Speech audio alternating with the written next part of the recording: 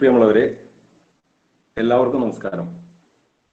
Mukkam MAMO college history department സംഘടിപ്പിക്കുന്ന DN Jha അനുസ്മരണ പ്രഭാഷണത്തിലാണ് നമ്മളുള്ളത്. നമുക്കറിയാം, ചരിത്രം ഇന്ന് വലിയൊരു സംസാര വിഷയമായി മാറിയ കാലത്താണുള്ളത്. എല്ലാ രാഷ്ട്രീയ രംഗങ്ങളിലും ഒരുപോലെ ചരിത്രം ചർച്ച ചെയ്തുകൊണ്ടിരിക്കുകയാണ്. അതിലേറ്റവും പ്രധാനപ്പെട്ട ഒരു വിഷയമാണ് കമ്മ്യൂണലൈസേഷൻ ഓഫ് ഹിസ്റ്ററി, സാഫ്രോണൈസേഷൻ ഓഫ് ഹിസ്റ്ററി, ചരിത്രത്തിന്റെ വർഗീയവൽക്കരണം തുടങ്ങിയ മേഖലകൾ. മാത്രമല്ല, നമ്മുടെ രാഷ്ട്രീയ പരിസരത്തിൽ തന്നെ ഏറ്റവും കൂടുതൽ വിഷയമാകുന്ന ഒരു ഭാഗം ഈ ചരിത്രത്തിൽ തന്നെ ചില പ്രത്യേക ഏരിയകളിലുണ്ട്. അതിലൊന്ന് പശുരാഷ്ട്രീയവുമായിട്ട് ബന്ധപ്പെട്ടാണ്. മറ്റൊന്ന് ഇന്ത്യയുടെ പൗരാണിക ചരിത്രം, ancient history.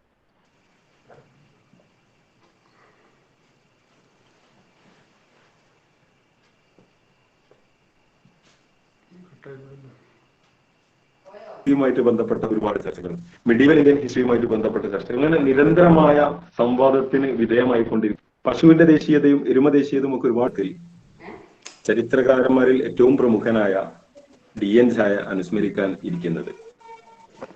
Myth of A holy കൗ എന്ന 2001 പുറത്തിറങ്ങിയ, പിന്നീട് വലിയ ചർച്ചകൾക്ക് വിധേയമായ, ഒരു ഘട്ടത്തിൽ അദ്ദേഹത്തിന് വധഭീഷണി പോലും ഉയർത്തിയ ഒരു പുസ്തകം. അതുപോലെ തന്നെ മധ്യകാല ചരിത്രവുമായിട്ട് അദ്ദേഹം ആദ്യമായി സംവദിച്ച അദ്ദേഹത്തിന്റെ ഗ്രന്ഥങ്ങൾ മുതൽ, അതിൽ ഗോൾഡൻ ഏജ് എന്ന കൺസെപ്റ്റ്, ഫ്യൂഡലിസവുമായിട്ടുള്ള ഡിബേറ്റുകൾ, ഇത്തരം നിരവധി വിഷയങ്ങൾ, ഗുപ്ത കാലഘട്ടം, ആ കാലഘട്ടത്തിന്റെ ഗോൾഡൻ ഏജ്, എന്നാൽ ആ കാലഘട്ടത്തിലുള്ള പല വിഷയങ്ങൾ, ഇങ്ങനെ നിരന്തരമായി ഒരുപാട് ചർച്ച ചെയ്യപ്പെട്ട വിഷയങ്ങളിൽ നിരന്തരമായി സംവദിക്കുകയും ഇന്ത്യൻ സെക്യുലറിസത്തെയും ഇന്ത്യയിൽ നിലനിന്നു പോകുന്ന മതസൗഹാർദ്ദത്തെയും നിലനിർത്താൻ വേണ്ടിയുള്ള നിരന്തരമായ പരിശ്രമത്തിൽ തന്റെ അക്കാദമിക ജീവിതം ബലിയയിച്ച, അതിനുവേണ്ടി മാത്രം നീക്കിവെച്ച ഒരു മഹത് വ്യക്തിത്വമായിരുന്നു ഈ 4-ാം തീയതി നമ്മളിൽ നിന്നും വിട്ടുപിരിഞ്ഞു പോയ ദ്വിജൻ ദാ എന്ന് അക്കാദമിക ലോകം വിളിച്ചിരുന്ന ഝാ. ഇന്ത്യ ചരിത്രത്തിൽ ഇന്ത്യ ചരിത്ര രചനാ ശാസ്ത്രത്തിൽ തന്നെ, ഇന്ത്യ ചരിത്ര മേഖലയിൽ തന്നെ ഒരുപാട് പ്രമുഖരായ വ്യക്തികളുണ്ട്. ആ വ്യക്തികളുടെ കൂട്ടത്തിൽ എല്ലാവരും പാഠപുസ്തകമായി കാണുന്ന വ്യക്തികളിൽ ഒരാൾ കൂടിയാണ് DN ഝാ. അദ്ദേഹത്തിന്റെ ഹോളിക്കവുമായിട്ട് ബന്ധപ്പെട്ട വിഷയം ഈ അടുത്ത കാലത്ത് വലിയ ചർച്ചയ്ക്ക് വിധേയമായിട്ടുണ്ട്. ഞാൻ ഏതായാലും ഈ വിഷയം അവതരിപ്പിക്കാനോ ഈ വിഷയത്തിലേക്ക് കടന്നു ചെല്ലാനോ തൽക്കാലം ഉദ്ദേശിക്കുന്നില്ല. MAMO കോളേജ് ചരിത്ര വിഭാഗവുമായി ഏറ്റവും അടുത്ത ബന്ധം പുലർത്തുന്ന, ഈ കോളേജ് നിൽക്കുന്ന മുക്കം ഭാഗത്തുകാരൻ കൂടിയായ, ഇപ്പോൾ Thrissur Kuttanellur KKTM government college assistant പ്രൊഫസറും HOD-യുമായ വളരെ പ്രമുഖനായ ചരിത്രകാരനും കേരളം അറിയപ്പെടുന്ന എഴുത്തുകാരനും ചിന്തകനുമായ, എല്ലാവർക്കും പ്രിയപ്പെട്ട ഷിനാസ് സാറാണ് ഇന്ന് നമ്മോട് DN ഝായെ അനുസ്മരിച്ചുകൊണ്ട് സംസാരിക്കുന്നത്. എനിക്ക് ഉറപ്പാണ്, ഷിനാസ് സാറിന്റെ പരന്ന വായന നമ്മളെ മുന്നിൽ അവതരിപ്പിക്കുമ്പോൾ അത് ഝായിൽ ഒരുങ്ങുകയില്ല. അത് DN ഝായിലൂടെ, റോമില താപ്പറിലൂടെ, ഇർഫാൻ ഹബീബിലൂടെ, സവ്യസാചി ഭട്ടാചാര്യയിലൂടെ കടന്നു പോകുന്ന ഒരു നിമിഷമായിരിക്കുമെന്നാണ് ഞാൻ പ്രതീക്ഷിക്കുന്നത്. കാരണം ഒരുപാട് വിഷയങ്ങളിലൂടെ കടന്നു പോകേണ്ടത്. നമുക്ക് 1 മണിക്കൂർ സമയത്തിനുള്ളിൽ, പരിമിതമായ സമയ സൗകര്യത്തിനുള്ളിൽ നിന്നുകൊണ്ട് ഈ വിഷയം ചർച്ച ചെയ്യുകയും തുടർന്ന് അക്കാദമിക ലോകത്തിന് മുന്നിൽ ഈ വിഷയം അവതരിപ്പിക്കുകയും ചെയ്യുകയും ഈ ഇന്ത്യ മഹാരാജ്യത്തിന്റെ മഹത്തായ പാരമ്പര്യം ഉയർത്തിപ്പിടിച്ചുകൊണ്ട് നമ്മുടെ രാജ്യത്തിന്റെ സെക്യുലറിസത്തെയും ഐക്യത്തെയും അങ്ങനെ തന്നെ നിലനിർത്താൻ വേണ്ടി തന്റെ അക്കാദമിക ജീവിതം ഒഴിഞ്ഞുവെച്ച DN ഝായുടെ ഓർമ്മക്ക് മുന്നിൽ ചരിത്ര വിഭാഗത്തിന്റെ ഇന്ന് ഇവിടെ കൂടിയ എല്ലാവർക്കും വേണ്ടി അദ്ദേഹത്തിന്റെ ഓർമ്മക്ക് മുന്നിൽ പ്രണാമം അർപ്പിച്ചുകൊണ്ട് പ്രിയപ്പെട്ട ഷിനാസ് സാറെ നിങ്ങളുമായി സംവദിക്കാൻ ക്ഷണിക്കുകയാണ്. നന്ദി. Thank you. തുടങ്ങട്ടെ. Yes, audible. എന്റെ സുഹൃത്തും മണാശ്ശേരി MAMO കോളേജിലെ ചരിത്ര വിഭാഗം അധ്യക്ഷനുമായ അജ്മൽ മാഷ്, മറ്റ് അധ്യാപകരെ, വിദ്യാർത്ഥികളെ, മറ്റ് സുഹൃത്തുക്കളെ, DN ഝാ എന്ന ദ്വിജേന്ദ്ര നാരായൺ ഝാ 81 വയസ്സിൽ ഈ ഫെബ്രുവരി 4 അന്തരിച്ചത്. ദ്വിജേന്ദ്രൻ എന്നതിൻ്റെ ആ വാക്കിൻ്റെ അർത്ഥം ദ കിങ് ഓഫ് ബ്രാഹ്മിൻസ് എന്നാണ്. ബ്രാഹ്മണരുടെ രാജാവ്. അതിന് മറ്റൊരു ഐറണി, അദ്ദേഹത്തിന്റെ അഭിധാനം പേര് ദ്വിജേന്ദ്രൻ എന്നാണെങ്കിലും അദ്ദേഹം ബ്രാഹ്മണിക മതത്തിന്റെ അസമത്വങ്ങളെയും നികൃഷ്ടതകളെയും നിഷ്ഠുരതകളെയുമാണ് തൻ്റെ ചരിത്രാഖ്യാനങ്ങളിലൂടെ അനാച്ഛാദനം ചെയ്തത് എന്നതാണ്. ഞാൻ ഈയിടെ ഫെബ്രുവരി 6 എൻ്റെ കോളേജ്, ഞാൻ ഇപ്പോൾ പ്രവർത്തിക്കുന്ന കോളേജ് കുട്ടനെല്ലൂർ കോളേജല്ല, പുല്ലൂറ്റ് ഗവൺമെന്റ് കോളേജാണ്, കൊടുങ്ങല്ലൂരിനടുത്തുള്ള. അവിടെ തന്നെയാണ് പ്രൊഫസർ കേശവൻ വെളുത്താട്ട് മേധാവിത്വം വഹിക്കുന്ന തീരദേശ പഠന കേന്ദ്രം, institute for the studies in the coastal history of Kerala എന്ന് പറയുന്ന തീരദേശ പഠന കേന്ദ്രം, മുസ്ലിസ് കൺവെൻഷൻ സെന്റർ, അതിൻ്റെ കോളേജിന്റെ നേരെ ഓപ്പോസിറ്റ് സൈഡിലാണ് അതുള്ളത്. അപ്പോൾ ഞങ്ങൾ ഇടയ്ക്കിടെ കാണാറുണ്ട്, അദ്ദേഹത്തിന്റെ ഓഫീസിൽ പോയി സംസാരിച്ചിരിക്കാറുണ്ട്. അപ്പൊ DN ഝാ മരിച്ച് ഒരു ദിവസം 2 ദിവസം കഴിഞ്ഞ ആ ദിവസമാണ് ഞാൻ പോയത്. അപ്പോൾ ഞാൻ അറിയാത്തൊരു കാര്യം, നമ്മളൊക്കെ വായിച്ചുകൊണ്ടിരിക്കുന്ന നമ്മുടെ റീഡിംഗ് ലിസ്റ്റിലൊക്കെ ഉള്ള കേശവൻ വെളുത്താട്ടിന്റെ ഒരു ഗ്രന്ഥമാണ് ആദ്യം ഓറിയൻ ലോങ്മാൻ പ്രസിദ്ധീകരിച്ചു, political structure of early medieval south India. Cholapandya കാലത്തെ രാഷ്ട്രീയ ഘടനയെക്കുറിച്ചുള്ള പഠനമാണത്. അതാണ് അദ്ദേഹത്തിന്റെ ഗവേഷണ പ്രബന്ധം. ആ ഗവേഷണ പ്രബന്ധം ഡോക്ടർ MGS നാരായണന്റെ മേൽനോട്ടത്തിൽ നടന്നതാണ്. ആ ഗവേഷണ പ്രബന്ധത്തിന്റെ എക്സാമിനർ, പരിശോധകൻ ആയിരുന്നു DN ഝാ. അപ്പൊ ഞാൻ DN ഝായെ പറ്റി, എനിക്ക് DN ഝായുടെ ഗുരുവായ, DN ഝായുടെ മെന്ററായ, DN ഝാ ഗവേഷണം ചെയ്ത R ശർമ്മയെ നേരിട്ട് അറിയുമായിരുന്നു. ഭോപ്പാലിൽ 2002-ൽ 2001-ലോ 2002-ലോ ഇന്ത്യൻ ഹിസ്റ്ററി കോൺഗ്രസിന് പോയപ്പോൾ അദ്ദേഹത്തെ പരിചയപ്പെടുകയും അങ്ങനെ എല്ലാ സന്ധ്യകളിലും ഞങ്ങൾ താമസിച്ചിരുന്ന ആ ഒരു കെട്ടിടത്തിന്റെ മുൻവശത്തെ പുൽത്തകിടിയിൽ ഇരുന്നു കൊണ്ട് ഞങ്ങൾ പല കാര്യങ്ങളും സംസാരിക്കുമായിരുന്നു. അങ്ങനെ DN ഝായുടെ മെന്റർ എന്ന് പറഞ്ഞാൽ വഴികാട്ടിയായ R ശർമ്മയുമായി സംസാരിക്കുന്ന കൂട്ടത്തിൽ ഝായെ പറ്റിയും ഒക്കെ സംസാരിച്ചിരുന്നു. ആ സംസാരം ഞാൻ എഴുതിയെടുക്കുകയോ ടേപ്പ് റെക്കോർഡ് ചെയ്യുകയോ ഒന്നും ഉണ്ടായില്ല. എൻ്റെ ഓർമ്മയിൽ നിന്നെടുത്ത് ആ സംഭാഷണങ്ങൾ, ഞങ്ങൾ വളരെ കാഷ്വലായിട്ട് നടത്തിയ സംഭാഷണങ്ങൾ മാതൃഭൂമി ആഴ്ചപ്പതിപ്പിൽ 2002-ൽ തന്നെ ഒരു ഇന്റർവ്യൂ അഭിമുഖ രൂപത്തിൽ വരികയും ചെയ്തു. അതിന്റെ തലക്കെട്ട് ചരിത്രം വളരുന്ന സാമൂഹിക ശാസ്ത്രം എന്നായിരുന്നു. അപ്പൊ ഞാൻ കാര്യത്തിലേക്ക് തിരിച്ചു വരാം. കേശവൻ വെളുത്താട്ടിന്റെ കേശവൻ വെളുത്താട്ടിന്റെ പ്രബന്ധത്തിന്റെ പരിശോധകൻ ആയിരുന്നു DN ഝാ. അന്ന് തൊട്ട് ഇക്കാലം വരെ പ്രൊഫസർ കേശവൻ വെളുത്താട്ട് DN ഝായുമായി അടുത്ത സൗഹൃദം പുലർത്തിപ്പോന്നു. നമുക്കറിയാം, ഡൽഹി യൂണിവേഴ്സിറ്റിയിലേക്ക് പോകുന്നതിന് മുമ്പ് കേശവൻ വെളുത്താട്ട് ജോലി ചെയ്തിരുന്നത് മംഗലാപുരം യൂണിവേഴ്സിറ്റിയിലായിരുന്നു. മംഗലാപുരം യൂണിവേഴ്സിറ്റിയിൽ അദ്ദേഹത്തിന്റെ സഹപ്രവർത്തകനായിരുന്നു ചരിത്രകാരനായ, നമ്മളൊക്കെ കേട്ടിട്ടുള്ള B. സുരേന്ദ്ര റാവു. അദ്ദേഹം 2019 ഡിസംബറിൽ അന്തരിച്ചു. B. സുരേന്ദ്ര റാവുവിന്റെ പ്രസംഗങ്ങൾ നമ്മളിൽ അധ്യാപകരിൽ പലരും കേട്ടിട്ടുണ്ടാവും.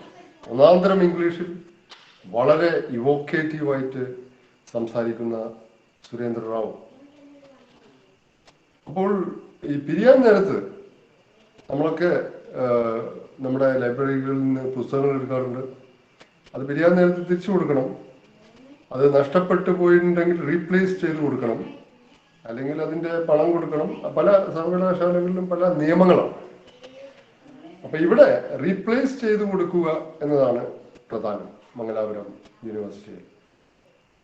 DN Jha'യുടെ 1993 പ്രസിദ്ധീകരിച്ച economy and society in ancient India, issues and paradigms, അത് വലിയ പ്രസാധകരൊന്നല്ല പ്രസിദ്ധീകരിച്ചത്. ഡൽഹിയിലെ അത്ര പ്രശസ്തരല്ലാത്ത അപ്രശസ്ത പ്രസാധക സംഘമാണ് ആ പുസ്തകം പ്രസിദ്ധീകരിച്ചത്. എങ്കിൽ പോലും ആ ഗ്രന്ഥത്തിനാണ് ഏഷ്യാറ്റിക് സൊസൈറ്റി ഓഫ് ബോംബെയുടെ വളരെ ലബ്ധപ്രതിഷ്ഠരായ അക്കാഡമിഷ്യൻസ്, ഹിസ്റ്റോറിയൻസിന് കൊടുക്കുന്ന അവാർഡ് ലഭിച്ച ഗ്രന്ഥമാണ്. ബി സുരേന്ദ്ര റാവുവിന് പക്ഷേ ഈ ഗ്രന്ഥം റീപ്ലേസ് ചെയ്യാൻ, ഈ ഗ്രന്ഥത്തിന്റെ ഒരു കോപ്പി ഒരു കടയിൽ പോലും, ഒരു പുസ്തക കടയിൽ പോലും കിട്ടാനുണ്ടായിരുന്നില്ല. അപ്പോൾ പ്രൊഫസർ കേശവൻ വെളുത്താട്ട് തന്റെ സൗഹൃദത്തിന്റെ പിൻബലത്തിൽ DN Jha'യെ വിളിക്കുകയാണ്. DN Jha പറഞ്ഞു, എൻ്റെ അടുത്തും ഒരേ ഒരു കോപ്പി മാത്രമേ ഉള്ളൂ, എൻ്റെ അടുത്തും ഒരേ ഒരു കോപ്പി മാത്രമേ ഉള്ളൂ, എന്ത് ചെയ്യും? പിന്നീട് DN Jha പറഞ്ഞു, ഒരു കാര്യം ഞാൻ ചെയ്യാം, ഞാൻ ആ കോപ്പി ഫോട്ടോസ്റ്റാറ്റ് കോപ്പി എടുത്ത് റെഫറൻസിനായി ഫോട്ടോസ്റ്റാറ്റ് കോപ്പി തന്റെ സ്വന്തം ഗ്രന്ഥത്തിന്റെ, തന്റെ പക്കലുള്ള ഏക ഗ്രന്ഥത്തിന്റെ എന്നുവെച്ചാൽ ആ ഗ്രന്ഥത്തിന്റെ ഏക കോപ്പിയുടെ ഫോട്ടോസ്റ്റാറ്റ് കോപ്പി താൻ സൂക്ഷിക്കാം, ഒറിജിനൽ പുസ്തകം അയച്ചു തരാം എന്ന് പറയുകയും തന്റെ കൈവശമുണ്ടായിരുന്ന അതിന്റെ ഒരേ ഒരു കോപ്പി മംഗലാപുരം യൂണിവേഴ്സിറ്റിയിലേക്ക് അയച്ചു കൊടുക്കുകയും ചെയ്തു. ഇത് DN Jha'യുടെ സൗമനസ്യത്തെ കുറിച്ച് പറയാൻ അദ്ദേഹം പറഞ്ഞ കഥകളിലൊന്നാണ്. മാത്രമല്ല DN Jha വളരെ നർമ്മകുശലനും രസികനുമായ ഒരു വ്യക്തി കൂടിയായിരുന്നു. മൈസൂരിൽ ഇന്ത്യൻ ഹിസ്റ്ററി കോൺഗ്രസ് നടക്കുമ്പോൾ, അതും പ്രൊഫസർ കേശവൻ വെളുത്താട്ട് പറഞ്ഞ കഥയാണ്. നമ്മൾ പുസ്തകങ്ങളിലൊന്നും വായിക്കാത്ത ചില കഥകൾ പറഞ്ഞു തുടങ്ങാം എന്ന് വിചാരിച്ചതാണ്. അപ്പൊ മൈസൂരിൽ ഇന്ത്യൻ ഹിസ്റ്ററി കോൺഗ്രസിന്റെ ഒരു വാർഷിക സമ്മേളനം നടക്കുന്നു. അപ്പോൾ സമ്മേളന സ്ഥലത്തേക്ക് ബസ്സിൽ ആണ് താമസ സ്ഥലത്ത് നിന്ന് ആളെ കൊണ്ടുപോകുന്നത്. അപ്പൊ DN Jha'യും അദ്ദേഹത്തിന്റെ ഭാര്യ രാജാമണിയും കേശവൻ വെളുത്താട്ട് ഒറ്റക്കും, കേശവൻ വെളുത്താട്ടിന്റെ ഭാര്യ കൂടെയില്ല, അവരൊക്കെ ഒന്നിച്ച് ബസ്സിലിരിക്കുന്നു. അപ്പോൾ DN Jha ഒരു കുസൃതി ചോദ്യം ചോദിക്കുന്നു, mister Keshavan, do you know who is the most beautiful woman in the world? അപ്പോൾ പ്രൊഫസർ വെളുത്താട്ട് പറഞ്ഞു, ഷീ ഈസ് ബാക്ക് ഹോം. എന്ന് വെച്ചാൽ അതെന്റെ ഭാര്യയാണ്, ഷീ ഈസ് ബാക്ക് ഹോം. അപ്പോൾ DN Jha'യുടെ ഭാര്യ Rajamani DN Jha, you are talking to the wrong person. You are talking to the wrong person. ഞാൻ നേരത്തെ പറഞ്ഞ സൗമനസ്യം തന്റെ ചരിത്ര രചന പദ്ധതിയിൽ, ചരിത്ര രചന ഗ്രന്ഥങ്ങളിൽ, പ്രബന്ധങ്ങളിൽ ഒരിടത്തും DN Jha പ്രകടിപ്പിച്ചില്ല. അദ്ദേഹത്തിന്റെ ചരിത്ര വീക്ഷണത്തെ, ചരിത്ര രചന പദ്ധതിയെ നമുക്ക് വേണമെങ്കിൽ ഇങ്ങനെ സംഗ്രഹിക്കാം. ഒന്നാമതായി മൗലിക പ്രമാണങ്ങളോടുള്ള കറയറ്റ പ്രതിബദ്ധത. രണ്ടാമതായി മൗലിക പ്രമാണങ്ങളുടെ ചരിത്ര ലക്ഷ്യങ്ങളുടെ, ഉപാദാനങ്ങളുടെ, തെളിവുകളുടെ എന്നൊക്കെ നമ്മൾ പറയാം, പല രീതിയിൽ പറയാം, ഉപാദാനങ്ങളുടെ, തെളിവുകളുടെ കർക്കശമായ വിശ്ലേഷണം. മൂന്നാമതായി വിഷയാന്തരീയ സമീപനം, ഇന്റർഡിസിപ്ലിനറി അപ്രോച്ച്. ഇന്റർഡിസിപ്ലിനറി അപ്രോച്ച് എന്ന് പറയുമ്പോൾ നമ്മൾ പൊതുവെ ധരിക്കാറുള്ളത് ചരിത്രം എന്ന വിഷയം എടുക്കുന്നു, അതിൽ സമൂഹശാസ്ത്രം, sociology, anthropology, economics, political science, linguistics, social psychology, social anthropology എന്നിങ്ങനെ പല വിഷയങ്ങളിൽ നിന്നും കുറെ ഉൾക്കാഴ്ചകൾ കടമെടുക്കുന്നു അല്ലെങ്കിൽ സ്വീകരിക്കുന്നു. അത് നമ്മുടെ ചരിത്ര ഗവേഷണത്തിന് ഉപയോഗിക്കുന്നു. അത് വാസ്തവത്തിൽ ബഹുവിഷയ ഗവേഷണ പദ്ധതിയാണ്. മൾട്ടി ഡിസിപ്ലിനറി അപ്രോച്ചിനെ പലപ്പോഴും നമ്മളൊക്കെ തെറ്റിദ്ധരിക്കാറുള്ളത് അത് ഇന്റർ ഡിസിപ്ലിനറി അപ്രോച്ചാണ്. ഇന്റർ ഡിസിപ്ലിനറി അപ്രോച്ചിനെ പറ്റി ഏറ്റവും നല്ല ഒരു നിർവചനം നൽകിയത് ഫ്രഞ്ച് ചിന്തകനായ, ആദ്യം സ്ട്രക്ചറലിസ്റ്റ്, ഘടനാവാദ ചിന്തകനും പിന്നീട് 1960കളിൽ പോസ്റ്റ് സ്ട്രക്ചറലിസ്റ്റ്, ഘടനാനന്തരവാദ ചിന്തകനുമായി മാറിയ റോളാൻ ബാർത്താണ്. അദ്ദേഹത്തിന്റെ സ്ട്രക്ചറലിസ്റ്റ് പീരീഡിലെ പുസ്തകങ്ങൾ നമ്മൾ അധ്യാപകർക്ക് വായിച്ചിട്ടുണ്ട്, മിത്തോളജീസ്. അങ്ങനെ ബാർത്ത് നിർവചിച്ച വിഷയാന്തരീയ സമീപനം എന്താണെന്ന് വെച്ചാൽ, interdisciplinary approach is not simply gathering many disciplines around a subject. It is in fact the product of interdisciplinary study is an object which belongs to none of the subjects you have consulted. മലയാളത്തിൽ ചുരുക്കി പറഞ്ഞാൽ, ഏത് വിഷയത്തിലുമുള്ള വിഷയാന്തരീയ അന്തർവിഷയാത്മക പഠനങ്ങൾ എന്ന് പറയുന്നത് ഒരു വിഷയത്തിന് ചുറ്റും മറ്റ് ഒന്നോ രണ്ടോ അതിൽ കൂടുതലോ വിഷയങ്ങളെ അണിനിരത്തി പഠിക്കുന്നതല്ല. അതാണെങ്കിൽ തന്നെ അതിന്റെ അൾട്ടിമേറ്റ്, അന്തിമമായ പ്രൊഡക്റ്റ്, ഒബ്ജക്റ്റ്, നിങ്ങൾ അന്തിമമായി രചിക്കപ്പെടുന്ന ഗവേഷണ പ്രബന്ധം which belongs to none of the subjects including your subject. ആ ഗവേഷണ പ്രബന്ധത്തിന്റെ സ്വഭാവം എന്തായിരിക്കും? അത് ചരിത്രമാണോ എന്ന് വെച്ചാൽ ചരിത്രമായിരിക്കാം. അപ്പോൾ ചരിത്രവും സമൂഹശാസ്ത്രവും ആന്ത്രോപോളജിയും ലിംഗ്വിസ്റ്റിക്സും ഒന്നുമല്ലാത്ത ഒരു പ്രത്യേക ഉൽപ്പന്നമാണ് വാസ്തവത്തിൽ ഇന്റർ ഡിസിപ്ലിനറി. അതിലേക്ക് ഞാൻ അധികം കടക്കുന്നില്ല. പിന്നെ മറ്റൊരു സവിശേഷത, അദ്ദേഹം തൻ്റെ ചരിത്ര രചനാ കാലഘട്ടത്തിലുടനീളം ഉയർത്തിപ്പിടിച്ച ശാസ്ത്രീയവും മതനിരപേക്ഷവുമായ വീക്ഷണമാണ്. പിന്നെ മറ്റൊന്നുള്ളത്, ഏറ്റവും പ്രധാനപ്പെട്ട കാര്യം, അദ്ദേഹം വർഗീയ ചരിത്രത്തോട് പുലർത്തിയ നിഷ്ഠുരം എന്ന് പോലും പറയാവുന്ന സമീപനമാണ്.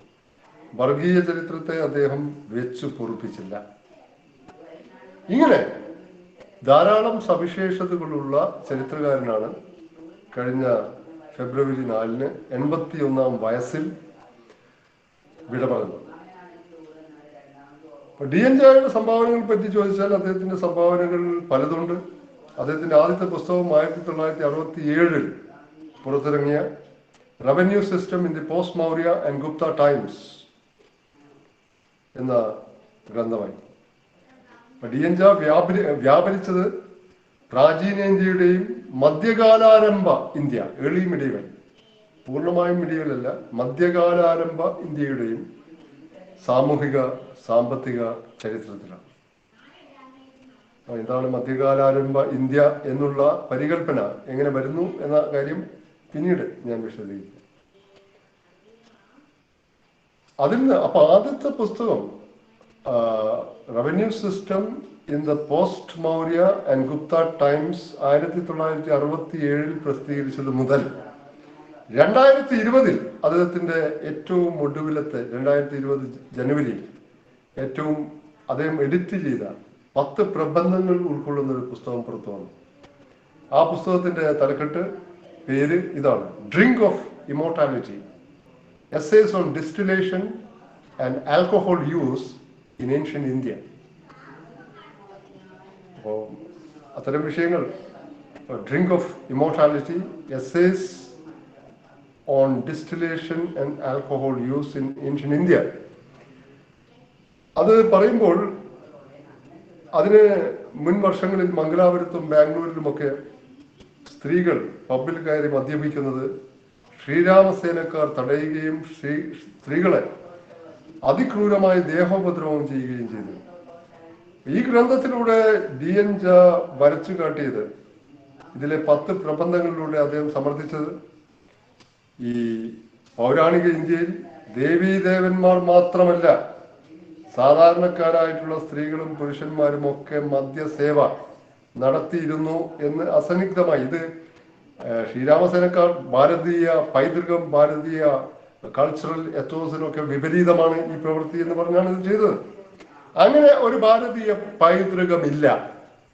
പൗരാണിക ഇന്ത്യയിൽ എങ്ങനെ distillation, alcohol use, 50 types of alcohol, even 50 തരം ആൽക്കഹോളിനെ പറ്റി പറയുന്നുണ്ട്.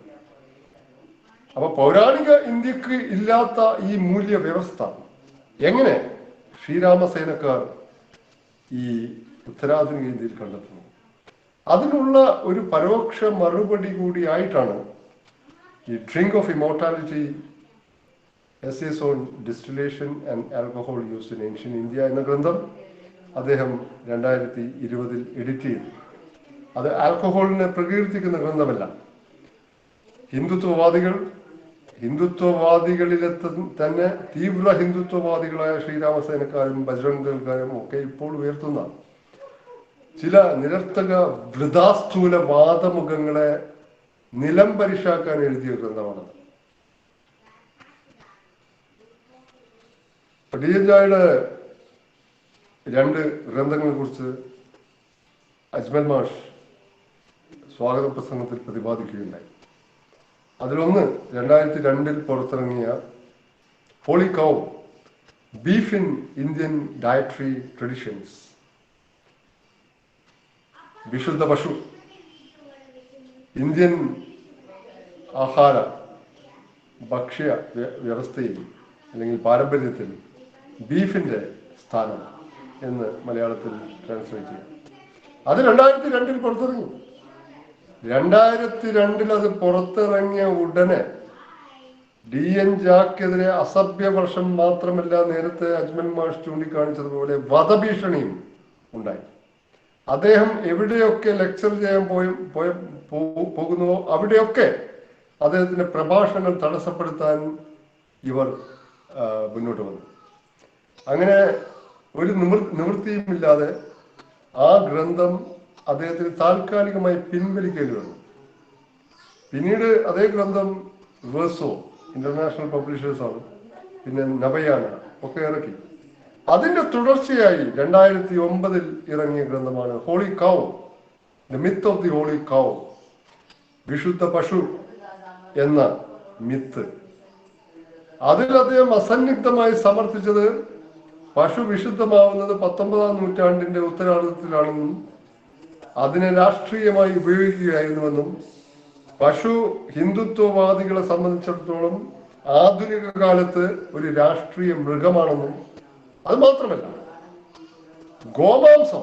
ഈ ഗോമാംസം എന്ന് പറയുന്ന പശുവിന്റെ ഈ ഗോമാംസം പൗരാണിക ഇന്ത്യയിൽ നിഷിദ്ധമായിരുന്നു എന്ന് മാത്രമല്ല, ഋഗ്വേദം മുതൽ ഉപനിഷത്തുക്കൾ വരെയുള്ള, ഋഗ്വേദവും ബ്രാഹ്മണങ്ങളും ഉപനിഷത്തുക്കളും വരെയുള്ള അനേകം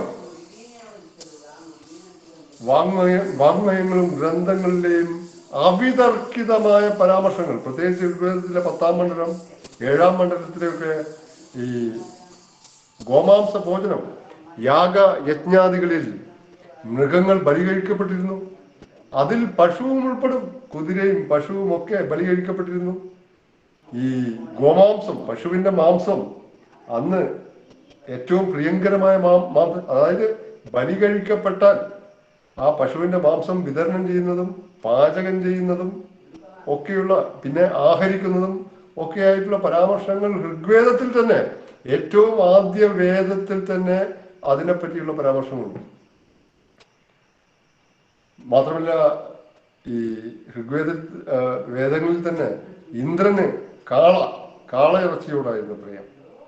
അതേസമയം ചില മുനിമാർക്ക് ഇളം നമ്മള് നാടൻ ഭാഷയിൽ പറഞ്ഞാൽ മൂത്ത ഇറച്ചിയല്ലാത്ത ഇളം പശുക്കളുടെ ഇറച്ചിയായിരുന്നു പ്രിയം. മാത്രമല്ല ഋഗ്വേദത്തിലൊക്കെ അതിഥിയെ വിളിക്കുന്ന പേര് ഗോഗ്ന എന്നാണ്. ഗോഗ്ന എന്നതിന്റെ അർത്ഥം അതിഥി എന്നാൽ ഗോമാംസം കൊണ്ട് സൽക്കരിക്കപ്പെടേണ്ടവൻ ആരോ അവനാണ് അതിഥി. എന്നുവെച്ചാൽ നമ്മളൊക്കെ ഇപ്പോൾ പണ്ടൊക്കെ നമ്മുടെ വീട്ടിൽ അതിഥികളായി വന്നാൽ നമ്മൾ അന്നൊന്നും ഈ ചിക്കൻ, ബ്രോയിലർ ചിക്കൻ കടകളില്ല.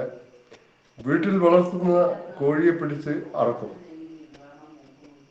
അപ്പോ ഏറ്റവും വിശിഷ്ടരായ അതിഥികൾ വന്നാൽ അന്ന് കോഴി ഇറച്ചിയാണെങ്കിൽ ഇന്ന് ആട്ടിറച്ചിയോ ഒക്കെയായി മാറി. ഇന്ന് കോഴി അത്ര സാർവത്രികമായി കോഴിയിറച്ചിക്കാണ് ഏറ്റവും വില കുറവ്. അപ്പോൾ ഏറ്റവും മട്ടൺ ഒക്കെയാണ് ഇപ്പം. അപ്പോൾ ഞാൻ പറഞ്ഞു വരുന്നത്, ഈ വൈദിക കാലഘട്ടത്തിലും വൈദികാനന്തര കാലഘട്ടത്തിലും ഒക്കെ ഒരു അതിഥി വന്നാൽ ആ അതിഥിയെ ഒരു വിശിഷ്ടാതിഥിയാണെങ്കിൽ ആദ്യം അറുത്തിരുന്നത് പശുക്കുട്ടിയായിരുന്നു, അല്ലെങ്കിൽ പശുവിനെയായിരുന്നു. ആ മാംസമാണ് വിളമ്പിയിരുന്നത്. ഇത്തരം അവിതർക്കിതമായ തെളിവുകൾ, ഞാൻ നേരത്തെ പറഞ്ഞു ഇദ്ദേഹത്തിന്റെ ഏറ്റവും പ്രധാനപ്പെട്ട സവിശേഷത, ഫോർ എക്സാമ്പിൾ JNUവിൽ പ്രൊഫസറായിരുന്ന ഹർബൻസ് മുഖിയ, നമുക്കറിയാം ചരിത്രകാരൻ, അദ്ദേഹം പറഞ്ഞത് DN ജാബോസ് stickler for facts and for empirical evidence. വസ്തുതകളോടും മൂലപ്രമാണങ്ങളോടുമുള്ള അസാമാന്യമായ പ്രതിബദ്ധത, അതായിരുന്നു DN ജായുടെ സവിശേഷത. ഇങ്ങനെ പശുവിനെ രാഷ്ട്രീയ മൃഗമായി, അത് ഇവർ ഉന്നയിച്ച വാദം ശ്രീരാമസേനക്കാർ മാത്രമല്ല, ഹിന്ദുത്വവാദികളും RSSും ആ ഹിന്ദുത്വ സംഘപരിവാർ എന്ന സ്വരൂപത്തിലെ എല്ലാ സംഘടനകളും കുറെ കാലമായി ഉന്നയിച്ചു പോരുന്ന വാദം, ഗോമാംസവും ഗോഹത്യയും ഗോമാംസ ഭോജനവും ഇന്ത്യയിലേക്ക് കൊണ്ടുവന്നത് ഇസ്ലാം മത വിശ്വാസികളാണ്, ഇസ്ലാം മതമാണ്. പ്രാചീന ഇന്ത്യയിൽ ഈ ഗോഹത്യ ഉണ്ടായിരുന്നില്ല, ഗോമാംസ ഭോജനം ഉണ്ടായിരുന്നില്ല. അതൊക്കെ മധ്യകാല ഇന്ത്യയിൽ ഇസ്ലാം കൊണ്ടുവന്ന നികൃഷ്ട, നീച, വിനാശകരമായ ആചാരചര്യകളാണ് എന്ന വിദണ്ഡവാദം, എന്ന വസ്തുതകൾക്ക് നിരക്കാത്ത വാദം, മൂലപ്രമാണങ്ങളോട് യോജിച്ചു പോകാത്ത വാദം മുന്നോട്ട് വെക്കുകയുണ്ടായി. ഈ വാദത്തെ തലകീഴായി നിർത്തി പ്രാചീന ഇന്ത്യയിലെ ഗോഹത്യയെക്കുറിച്ചും ഈ യാഗയജ്ഞങ്ങളിൽ പശു ഉൾപ്പെടെയുള്ള മൃഗങ്ങൾ നിരന്തരം ബലി കഴിക്കപ്പെട്ടതിനെ പറ്റിയും അതിന്റെ മാംസം ആഹരിച്ചതിനെ പറ്റിയും ഒക്കെയുള്ള ധാരാളം കോപ്പിയസ് റെഫറൻസസ്, ധാരാളം പരാമർശങ്ങൾ ഇദ്ദേഹം ഉയർത്തുകയും അങ്ങനെ വൈദികാര്യന്മാരുടെ പിന്മുറക്കാരാണ് ഇന്നത്തെ ബ്രാഹ്മണർ ഉൾപ്പെടെയുള്ള സവർണർ എന്നാണല്ലോ മേനി നടിക്കുന്നത്.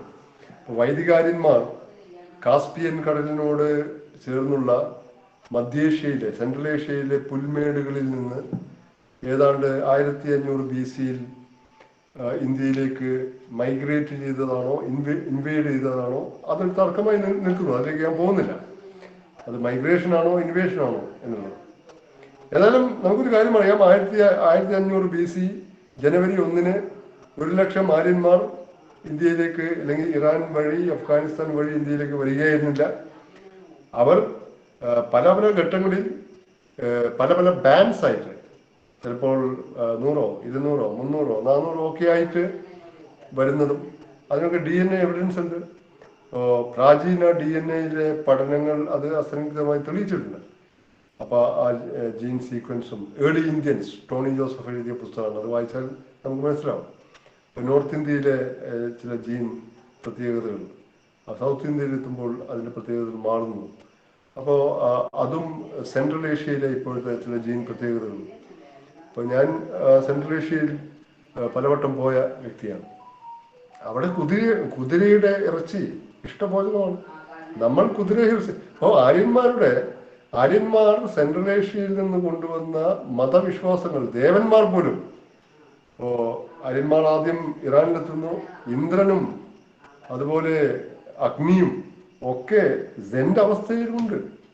ഇറാനിയൻസിന്റെ, പേർഷ്യക്കാരുടെ പ്രാചീന ഗ്രന്ഥമായ സെന്റ് അവസ്ഥയിൽ പ്രതിപാദിക്കുന്ന അതേ ദൈവങ്ങൾ, ആര്യന്മാർ സെൻട്രൽ നിന്ന് കൊണ്ടുവന്ന ദൈവങ്ങൾ, അവിടെ നിന്ന് കൊണ്ടുവന്ന നദികളുടെ പേരുകൾ, അവിടെ നിന്ന് കൊണ്ടുവന്ന വിശ്വാസങ്ങൾ, അവിടെ നിന്ന് കൊണ്ടുവന്ന അനുഷ്ഠാനങ്ങൾ, അതാണ് യാഗ യജ്ഞ ബലികർമ്മങ്ങൾ, ഒക്കെ ഇങ്ങോട്ട് എത്തുകയാണ് ഉണ്ടായത്.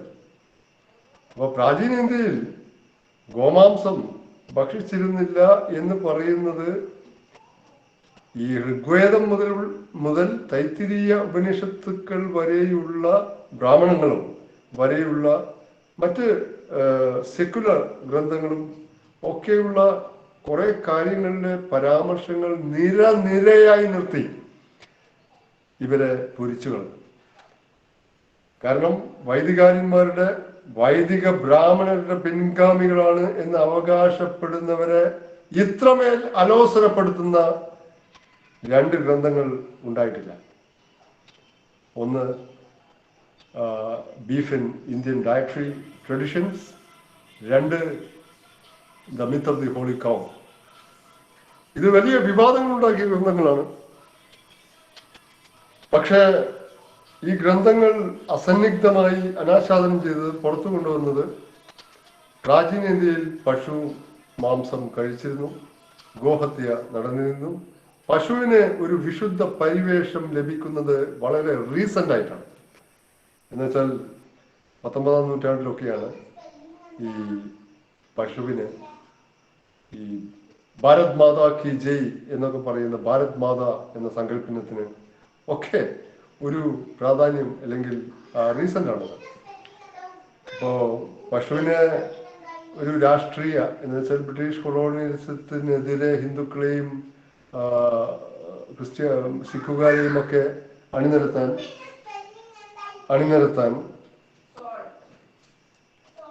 ഈ സിഖ് കുക്ക മൂവ്മെന്റ് അത് പശുവിനെ ആയുധമാക്കിയിരുന്നു. അതുപോലെ ആര്യ സമാജത്തിന്റെ വേദങ്ങളിലേക്ക് മടങ്ങുക എന്ന ആഹ്വാനം ചെയ്ത ദയാനന്ദ സരസ്വതിയുടെ ആര്യ സമാജം ഗോരക്ഷണി സഭ, ഗോക്കളെ രക്ഷിക്കാനുള്ള സഭ സ്ഥാപിച്ചു. അപ്പൊ 19-ാം നൂറ്റാണ്ടിന്റെ ഒടുവിലാണ് പശു ഒരു രാഷ്ട്രീയ മൃഗമായി മാറുന്നത്. അതിന്റെ പൊട്ടൻഷ്യൽ പിന്നീട് സംഘപരിവാർ മനസ്സിലാക്കുന്നു, അതിനെ അങ്ങനെ ഉപയോഗിക്കുന്നു. അതിനു മുമ്പ് പശു വിശുദ്ധ മൃഗമായിരുന്നില്ല. പടിയഞ്ചാവ് ഉയർത്തുന്ന വളരെ പ്രസക്തമായ ചോദ്യമുണ്ട്. പ്രാചീന കാലം മുതൽ പശു വിശുദ്ധ മൃഗമായിരുന്നുവെങ്കിൽ, പശു പാവനമായിരുന്നുവെങ്കിൽ, പശു പവിത്രമായിരുന്നുവെങ്കിൽ, പശുവിന് വേണ്ടി ഒരൊറ്റ ക്ഷേത്രം പോലും ഇന്ത്യയിലില്ല. എന്തുകൊണ്ടില്ല? അത്രമേൽ പവിത്രമായ, അത്രമേൽ പാവനമായ, അത്രമേൽ വിശുദ്ധമായ ഒരു മൃഗത്തിനു വേണ്ടി ഒരു ക്ഷേത്രം പോലും ഇന്ത്യയിൽ സ്ഥാപിക്കപ്പെട്ടില്ല എന്ന് നന്ദി ക്ഷേത്രങ്ങളുണ്ട്, പശുവിനുമായി ബന്ധപ്പെട്ട.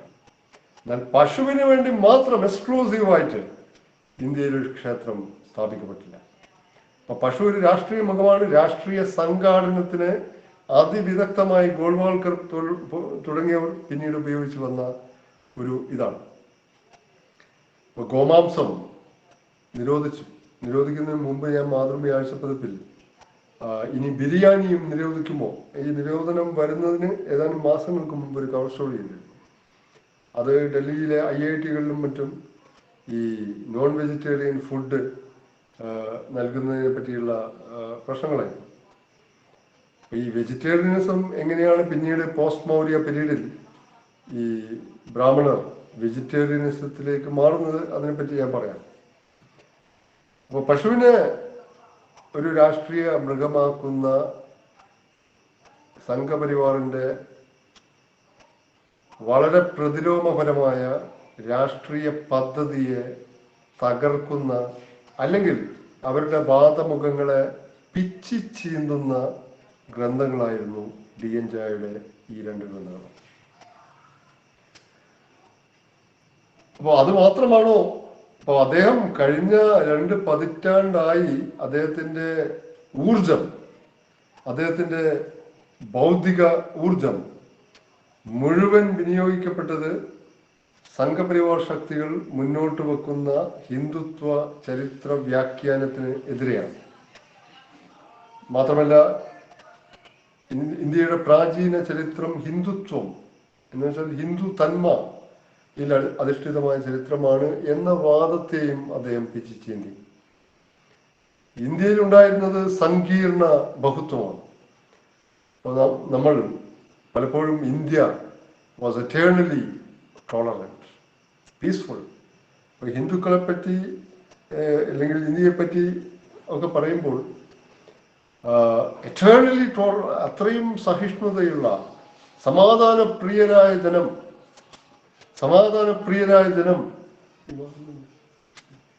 എന്ന ഒരു കാഴ്ചപ്പാട് ഉണ്ട് പൊതുവെ. അപ്പൊ ഇന്ത്യ എന്ന് പറഞ്ഞാൽ സഹിഷ്ണുതയുടെ, സമാധാനത്തിന്റെ, അസാമാന്യമായ ഉൾക്കൊള്ളൽ ശേഷിയുടെ ജന്മദേശമാണ്. ലോകത്തൊരിടത്തും ഹിന്ദുയിസത്തിനുള്ളതുപോലുള്ള സഹിഷ്ണുതയോ സമാധാനപ്രിയതയോ ഇല്ല എന്നും ഇവർ വാദിച്ചു. അതാണോ ശരി എന്നുള്ള മർമ്മപ്രധാനമായ ചോദ്യത്തിലേക്ക് DN ഝാ തിരിഞ്ഞു. അപ്പൊ വിവേകാനന്ദൻ മുതൽ ബാലഗംഗാധര തിലകൻ മുതൽ ഗാന്ധിജി മുതൽ നെഹ്റു വരെ India was A tolerant country. Hinduism is tolerant. അപ്പൊ ഹിന്ദുത്വവും രണ്ടാണ്. ഹിന്ദുയിസം ഒരു വളരെ വ്യത്യസ്തമായിട്ടുള്ള സെക്ടുകളും ആചാരങ്ങളും വിരുദ്ധമായുമുള്ള പല ആചാരങ്ങളും ഒക്കെ ഉൾക്കൊള്ളുന്ന ഒരു വിശ്വാസ സമുച്ചയമാണ്. അത് ബ്രിട്ടീഷ് ഭരണകാലത്താണ് ഒരു മതത്തിന്റെ രൂപം ആർജിക്കുന്നത്. ഹിന്ദുത്വം എന്ന് പറഞ്ഞാൽ ഹിന്ദുയിസം അല്ല. ഹിന്ദുത്വം എന്ന് പറഞ്ഞാൽ രാഷ്ട്രീയ പടയൊരുക്കത്തിനുള്ള ഒരു പ്രത്യയ ശാസ്ത്രമാണ്, അത് മതമല്ല.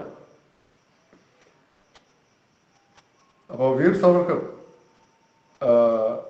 ഗാന്ധിജി കാണുന്ന സന്ദർഭം ഒരു ഗ്രന്ഥത്തിൽ ഞാൻ വായിച്ചിട്ടുണ്ട്. അപ്പോൾ അത് ഗാന്ധിജി അന്ന് ഇന്ത്യയിലേക്ക് എത്തിയിരുന്നില്ല. ഗാന്ധിജി ഇന്ത്യയിലേക്ക് വരുന്നത് 1915 ജനുവരി മാസത്തിലാണ്. 1912 മറ്റോ ഇദ്ദേഹത്തെ ആൻഡമാൻ ജയിലിലേക്ക് അയക്കുന്നതിന് മുമ്പ്, അവിടെ നിന്ന് മാപ്പ് എഴുതി കൊടുത്ത് പുറത്തു വന്നതാണെന്ന് നമുക്കറിയാം. അയക്കുന്നതിന് മുമ്പ് ഗാന്ധിജി വൈഷ്ണവനാണ്. അവിടെ ചെന്നപ്പോൾ ചെമ്മീൻ പ്രോൺ ഫ്രൈ ചെയ്തുകൊണ്ടിരിക്കുകയാണ് ആര്യ സവർക്കർ. അപ്പോൾ ഗാന്ധിജി ചോദിച്ചു, അല്ല നിങ്ങൾ ഇങ്ങനത്തെ ആഹാരങ്ങളൊക്കെ കഴിക്കൂ? അപ്പൊ സവർക്കർ പറഞ്ഞു, നിങ്ങൾ കഴിക്കില്ലേ? ഇല്ല. അപ്പൊ സവർക്കർ ആഹാരത്തിൽ എന്തിരിക്കുന്നു? ഇതൊക്കെ കഴിച്ചു വേണം, ഇതൊക്കെ കഴിച്ച് നല്ല ബലിഷ്ഠരായി വേണം ബ്രിട്ടീഷുകാരെ നേരിടാൻ. നിങ്ങളെപ്പോലെ സസ്യാഹാരം ഒന്നും കഴിച്ചാൽ ബ്രിട്ടീഷുകാരെ നേരിടാൻ പറ്റില്ല എന്ന് പറയുകയുണ്ടായി. അതിലേറെ കൗതുകകരമായ കാര്യം, സംഘപരിവാറിന്റെ RSSന്റെ സർസംഘചാലകായിരുന്നു ദേവറസ്. ഏതാനും 10-25 കൊല്ലങ്ങൾക്ക് മുമ്പ് ദേവറസ്, RSSന്റെ ആസ്ഥാനം നമുക്കറിയാം നാഗ്പൂരാണ്. ദേവറസിന് ഈ non vegetarian food including beef ഭയങ്കര ഇഷ്ടമായിരുന്നു. ഇദ്ദേഹം ആഴ്ചയിൽ ഒരിക്കൽ എന്ത് ചെയ്യും? പുറത്തുപോയി നോൺ വെജിറ്റേറിയൻ ഫുഡ് തട്ടും. മറ്റൊരു സന്ദർഭം എനിക്ക് ഓർമ്മ വരുന്നത് വേറൊരു പുസ്തകത്തിൽ നിന്നാണ്, ഗ്രന്ഥത്തിന് ഈ അടുത്ത കാലത്ത് വായിച്ച പുസ്തകങ്ങളാണ്. അപ്പൊ അടൽ ബിഹാരി വാജ്പേയി പ്രധാനമന്ത്രിയായിരുന്ന കാലത്ത് ഒരു വിദേശ രാഷ്ട്രം സന്ദർശിക്കുന്നു. അപ്പോൾ വിദേശ രാഷ്ട്രം സന്ദർശിക്കുന്ന രാഷ്ട്രത്തിന്റെ തലവന്മാർക്കും സംഘത്തിനും ആ രാഷ്ട്രത്തിന്റെ മേധാവികൾ സൽക്കാരം ഒരുക്കും, ഡിന്നർ. അപ്പോൾ ആ ഡിന്നർ പാർട്ടിയിൽ പലതരം വിഭവങ്ങളുണ്ട്. സസ്യാഹാരമുണ്ട്, അതുപോലെ തന്നെ മാംസാഹാരമുണ്ട്, എല്ലാമുണ്ട്. അപ്പൊ വാജ്പേയി ഈ ബീഫ് ഉൾപ്പെടുന്ന ഒരു മാംസാഹാരം കഴിക്കാൻ തുടങ്ങിയപ്പോൾ അദ്ദേഹത്തിന്റെ സംഘത്തിലുണ്ടായിരുന്ന ഒരാൾ ചെവിയിൽ മന്ത്രിച്ചു, ഇത് ഗോമാംസമാണ് അടൽജി. അപ്പോ അടൽജി, വാജ്പേയി എന്ന് പറഞ്ഞാൽ നമുക്കറിയാം ഇന്നത്തെ സംഘപരിവാറിലെ അല്ലെങ്കിൽ ഇന്നത്തെ BJP നേതാക്കളുമായി തട്ടിച്ചു നോക്കുമ്പോൾ വളരെയേറെ ലിബറൽ ആയിട്ടുള്ള വ്യക്തിയായിരുന്നു. അദ്ദേഹം പറഞ്ഞു, ഇത് ഇന്ത്യൻ പശു അല്ലല്ലോ, ഇത് ഇവിടുത്തെ പശുവാണല്ലോ, അതുകൊണ്ട് എനിക്കാവാം, ഇത് ഇന്ത്യൻ പശു അല്ലാത്തതുകൊണ്ട് ഞാൻ കഴിക്കും എന്ന് പറഞ്ഞ് വാജ്പേയി തന്റെ ഈ ആഹാരം കഴിക്കുന്നത് തുടർന്നു എന്നാണ് അദ്ദേഹം എഴുതിയത്. ഏറ്റവും പ്രധാനപ്പെട്ട ഒരു ഡിപ്ലോമാറ്റാണ് ആ ഗ്രന്ഥം എഴുതിയത്. അപ്പോ ഞാൻ പറഞ്ഞു വരുന്നത്, ഈ മുസ്ലിങ്ങളെ അപരവൽക്കരിക്കാൻ, മുസ്ലിങ്ങളാണ് ഈ ഗോമാംസവും ഗോഹത്യയും ഗോമാംസ ഭോജനവും ഇന്ത്യയിലേക്ക് കൊണ്ടുവന്നത്. അത് നീച പ്രവൃത്തിയാണ്. അത്തരക്കാരെ മുസ്ലിങ്ങളെ മാത്രമല്ല, അതിൽ ദളിതർ, ഇപ്പോൾ ഈ കേരളത്തിലേക്ക് തന്നെ വന്നാൽ ഈ ബീഫ് കഴിക്കാത്ത ഹിന്ദുക്കൾ ആരാണുള്ളത്? ചില ബ്രാഹ്മണരും ചില സമുദായങ്ങളും ഒഴികെ പല ഹിന്ദുക്കളും കഴിക്കുന്നുണ്ട്. മാത്രമല്ല കാഞ്ച ലയ്യ പോലുള്ള ഗോപാൽ ഗുരു പോലുള്ള പലരും കാണിച്ചതുപോലെ ഇന്ത്യയിലെ പാവങ്ങൾക്ക്, ദളിതർക്ക്, മുസ്ലിങ്ങൾക്ക്, ഇന്ത്യയിലെ പാവപ്പെട്ടവർക്ക് ഏറ്റവും പെട്ടെന്ന് പ്രോട്ടീൻ കിട്ടാൻ ഏറ്റവും വില കുറഞ്ഞ മാംസം ഗോമാംസമാണ്. അതാണ് നിരോധിക്കുന്നത്. അത് കഴിച്ചു എന്ന വ്യാജ ആരോപണം ഉന്നയിച്ചാണ് മുഹമ്മദ് അഖ്ലഖ് എന്ന ആ വൃദ്ധനെ ഇവർ തല്ലിക്കൊന്നത്. അത് ഈ പശുക്കളെ കടത്തുന്നു എന്നാരോപിച്ച് പലരെയും മർദ്ദിക്കുകയും കൊല്ലുകയും ചെയ്യുകയുണ്ടായിട്ടുണ്ട്. ഉനാവോയിൽ പശുത്തോൽ, അതായത് ചത്ത പശുവിന്റെ തോൽ ഉരിഞ്ഞ് ആ തോല് ഉപയോഗിച്ച് ഉൽപ്പന്നങ്ങൾ ഉണ്ടാക്കുകയോ ആ പശുവിൻ തോൽ വിൽക്കുകയും ചെയ്യുന്ന വിഭാഗമാണ് ചില ദളിത് വിഭാഗങ്ങൾ. ഇങ്ങനെ ചത്ത പശുവിന്റെ തോൽ ഉരിച്ചതിന് നീക്കിയതിന് അവരുടെ വരുമാന മാർഗമാണ്. അതിന് 4 യുവാക്കളെ പിടിച്ചു കെട്ടി നഗരത്തിൽ കൊണ്ടുവന്ന് ക്രൂരമായി മർദ്ദിക്കുന്നതിന്റെ ചിത്രങ്ങൾ ഉനാവോ സംഭവം നമ്മൾ കണ്ടതാണ്. അങ്ങനെ നോക്കുമ്പോൾ ഈ പശു ഒരു രാഷ്ട്രീയ മൃഗമായി മാറുന്നു, മാറ്റപ്പെടുന്നു, അതിനെ ഉപയോഗിക്കുന്നു. പല സംസ്ഥാനങ്ങളും ഗോമാംസം നിരോധിക്കുന്നു. കേരളം നിരോധിച്ചിട്ടില്ല. അങ്ങനെ ഗോവ നിരോധിച്ചിട്ടുണ്ടാവാൻ സാധ്യതയില്ല. അങ്ങനെ അതുപോലെ നോർത്ത് ഈസ്റ്റേൺ സ്റ്റേറ്റ്സിൽ ഗോമാംസം മാത്രമല്ല, പാമ്പിന്റെ മാംസം പോലും കഴിക്കുന്നവരാണ്, നായ്ക്കളുടെ മാംസം പോലും, പട്ടികളുടെ മാംസം പോലും കഴിക്കുന്നവരാണ്. അവിടെ അവർക്ക് അത് നിരോധിക്കാൻ പറ്റില്ല. നോർത്ത് ഇന്ത്യയിലെ കൗ ബെൽറ്റിൽ ഈ ഗോമാംസം ഇതാക്കുന്നു. അപ്പൊ KR മൽക്കാനി, ആർഎസ്എസിന്റെ സൈദ്ധാന്തികനായിരുന്ന KR മൽക്കാനി പോലും പറഞ്ഞതാണ്. KR മൽക്കാനി പോലും പറഞ്ഞത്, നിങ്ങൾ വൃദ്ധ വളരെയധികം വയസ്സായി ചത്തുപോകുന്ന പശുക്കളുടെ മാംസം കഴിക്കാം എന്നാണ്. അപ്പോ ഞാൻ ഇങ്ങനെ കുറെ ഉദാഹരണങ്ങൾ പറഞ്ഞതിന് കാരണം എന്താണെന്ന് വെച്ചാൽ, ഈ പശുവിന്റെ പാവനത്വം അതൊരു റീസെന്റ് കൺസ്ട്രക്ഷനാണ്. എന്ന് വെച്ചാൽ 19ാം നൂറ്റാണ്ടിലൊക്കെ ഉണ്ടായ ഒരു കൺസ്ട്രക്ഷനാണ്. അപ്പോ ഈ 2 ഗ്രന്ഥങ്ങൾ മാത്രമല്ല, അതിലൂടെയാണ് DN Jay നമ്മളെപ്പോലുള്ള തലമുറ അറിയുന്നതെങ്കിലും അദ്ദേഹത്തിന്റെ മൗലിക സംഭാവന എന്ന് പറയുന്നത് മറ്റ് ഞാൻ പറഞ്ഞ പ്രാചീന മധ്യകാല സാമൂഹിക സാമ്പത്തിക ചരിത്രത്തിലാണ്. നേരത്തെ സൂചിപ്പിച്ചതുപോലെ ഗുപ്ത കാലഘട്ടം സുവർണ കാലഘട്ടമായിരുന്നു എന്ന് പറഞ്ഞത് RSSകാരല്ല, ആദ്യം ഹിന്ദു വർഗീയവാദികളല്ല. ഗുപ്ത കാലഘട്ടം ഇന്ത്യയിലെ സുവർണ കാലഘട്ടമായിരുന്നു എന്ന് ആദ്യമായി പ്രക്ഷേപിക്കുന്നത്, ആദ്യമായി വിളംബരം ചെയ്യുന്നത്, ആദ്യമായി പ്രഘോഷിക്കുന്നത്, ആദ്യമായി ഉദ്ഘോഷിക്കുന്നത് ഇന്ത്യയിലെ ദേശീയവാദ ചരിത്രകാരന്മാരാണ്. ഇന്ത്യയിലെ ദേശീയവാദ ചരിത്രകാരന്മാർക്ക് അന്ന് ഇന്ത്യൻ ദേശീയത ചൂട് പിടിച്ചുകൊണ്ടിരിക്കുന്ന കാലമാണ്.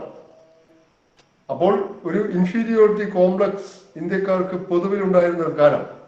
സുപ്പീരിയർ എന്ന് പറഞ്ഞാൽ ഒക്കെ യൂറോപ്പാണ്, ബ്രിട്ടനാണ് എന്ന് ധരിച്ചു. പക്ഷേ ആ കാലത്ത് ഇന്ത്യക്കാരെ പ്രചോദിപ്പിക്കാൻ ഇന്ത്യക്കാർക്കും ഒരു മഹത്തായ ഭൂതകാലം ഉണ്ടായിരുന്നു എന്ന് വിശ്വസിപ്പിക്കാൻ ദേശീയവാദ ചരിത്രകാരന്മാർ മുന്നോട്ട് വെച്ച ഒരു സിദ്ധാന്തമാണ് ഗുപ്ത കാലഘട്ടം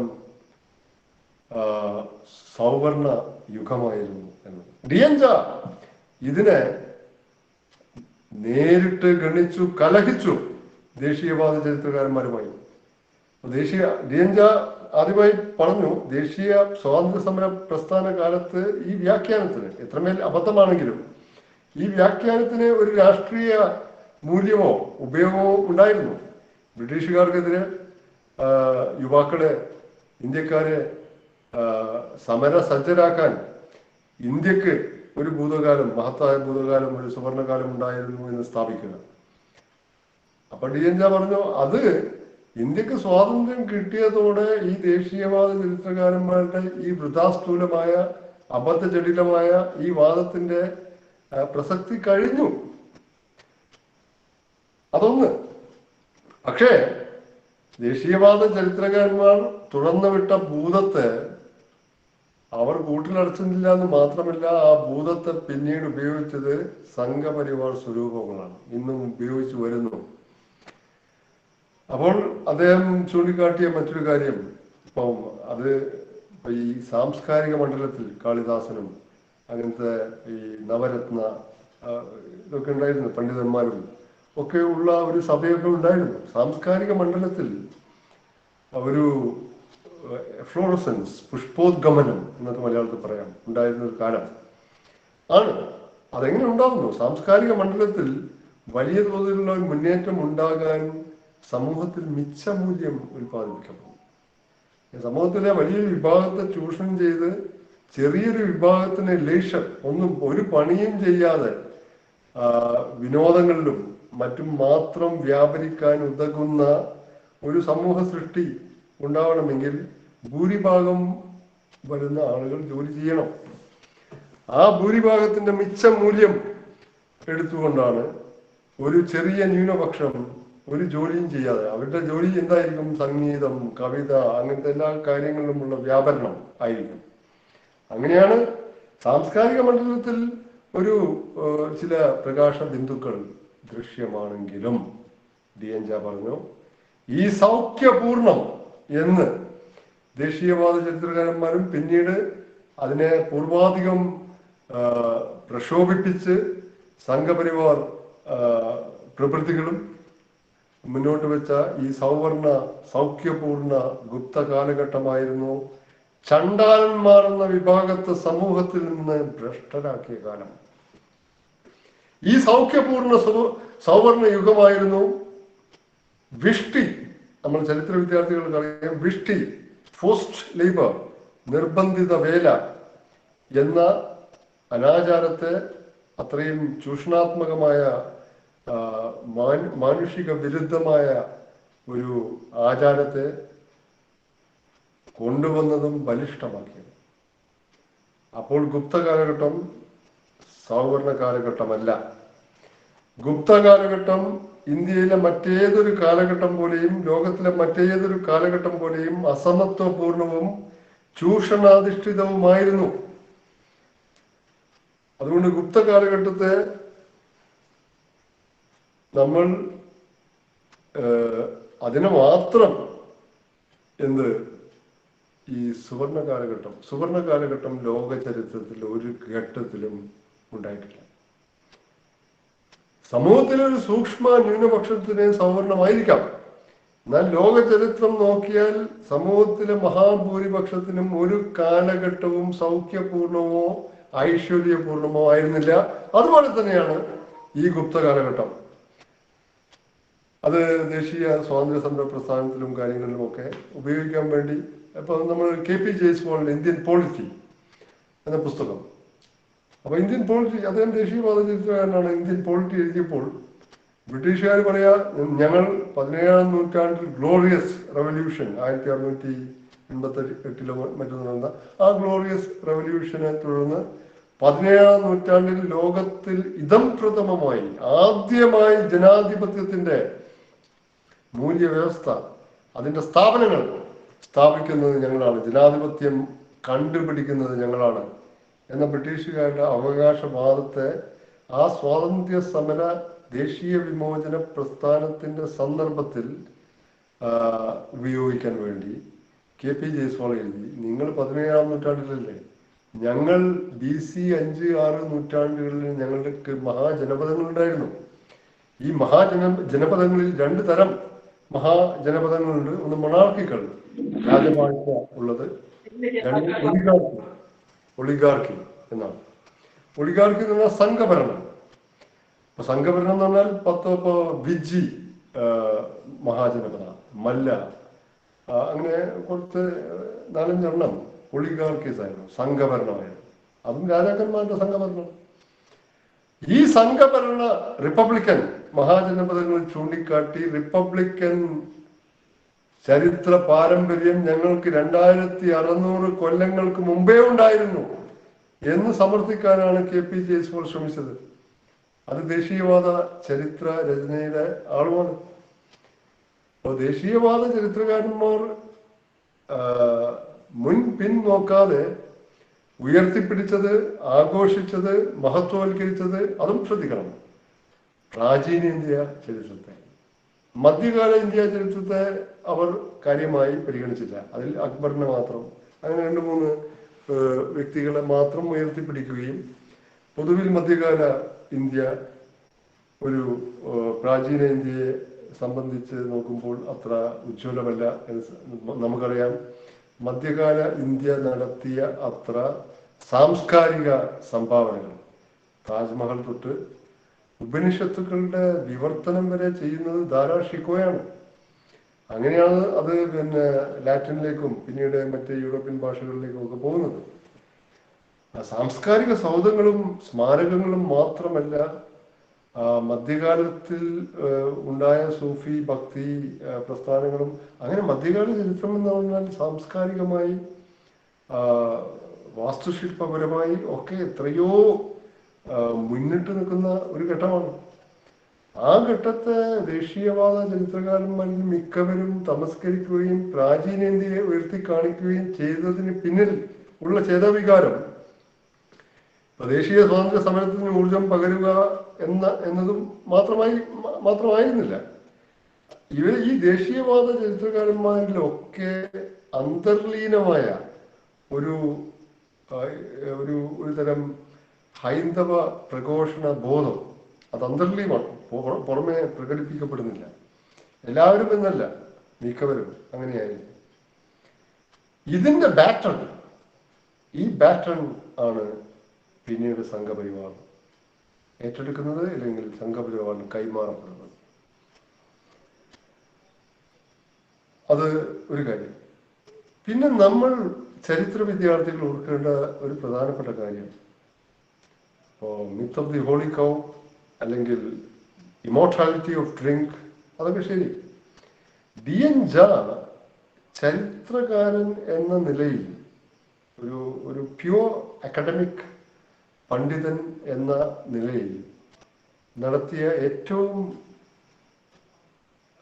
ഉജ്ജ്വലമായ സംഭാവന ഫ്യൂഡൽ ഡിബേറ്റിൽ അദ്ദേഹം വഹിച്ച പങ്കാണ്. നമ്മുടെ സിലബസിൽ ഫ്യൂഡൽ ഡിബേറ്റ്, ഫ്യൂഡൽ സംവാദം BA തലത്തിലും MA തലത്തിലും ഒക്കെ പഠിക്കാനുണ്ട്. അപ്പൊ ഇന്ത്യയിൽ ഫ്യൂഡലിസം ഉണ്ടായിരുന്നോ ഇല്ലയോ, ഇന്ത്യയിൽ ഉണ്ടായിരുന്ന സമൂഹ രൂപം മധ്യകാലഘട്ടത്തിൽ എന്തായിരുന്നു? അപ്പോൾ R. ശർമ്മ ഫ്യൂഡൽ ഡിബേറ്റ് തുടങ്ങുന്നത് ചില D.D. കൊസാംബിയുടെ An Introduction to the Study of Indian History എന്ന ഗ്രന്ഥത്തിൽ feudalism from above and feudalism from below എന്നൊക്കെ ചില സങ്കല്പങ്ങൾ മുന്നോട്ട് വെക്കുന്നുണ്ട്. പിന്നീട് R. ശർമ്മയാണ് 1960-കളുടെ ആദ്യ പാദത്തിൽ ഇന്ത്യൻ ഫ്യൂഡലിസം എന്ന ഗ്രന്ഥം രചിക്കുന്നത്. നമുക്കറിയാം, ഇന്ത്യൻ ഫ്യൂഡലിസം ഏതാണ്ട് AD 400 മുതൽ AD 1300 വരെ നീണ്ടു നിന്ന ഘട്ടമായിരുന്നു എന്നാണ് ഫ്യൂഡലിസത്തിന്റെ വക്താക്കളായ ആളുകൾ പറയുക. എന്ന് വെച്ചാൽ R. ശർമ്മ, DN ജാ, BNS യാദവ, അതുപോലെ BNS യാദവ, KM ശ്രീമാലി പോലുള്ള ആളുകളൊക്കെ ഇന്ത്യൻ ഫ്യൂഡലിസം എന്ന സിദ്ധാന്ത പക്ഷപാതികളാണ്. അപ്പം AD 400 മുതൽ ലാൻഡ് ഗ്രാൻസ് തുടങ്ങുന്നു. ലാൻഡ് ഗ്രാൻസ് ആണ്, അതായത് ബ്രാഹ്മണർക്കും മറ്റ് റിലീജിയസ് ഇൻസ്റ്റിറ്റ്യൂഷൻസിനും അന്നത്തെ ഉദ്യോഗസ്ഥർക്കുമൊക്കെ പണമില്ലാത്തത് കൊണ്ട് ഭൂമി പതിച്ചു നൽകുന്നു. ഈ ഭൂമി പരമ്പരാഗതമായി മാറുന്നു. അത് മാത്രമല്ല, അക്കാലം പരിശോധിച്ചാൽ BC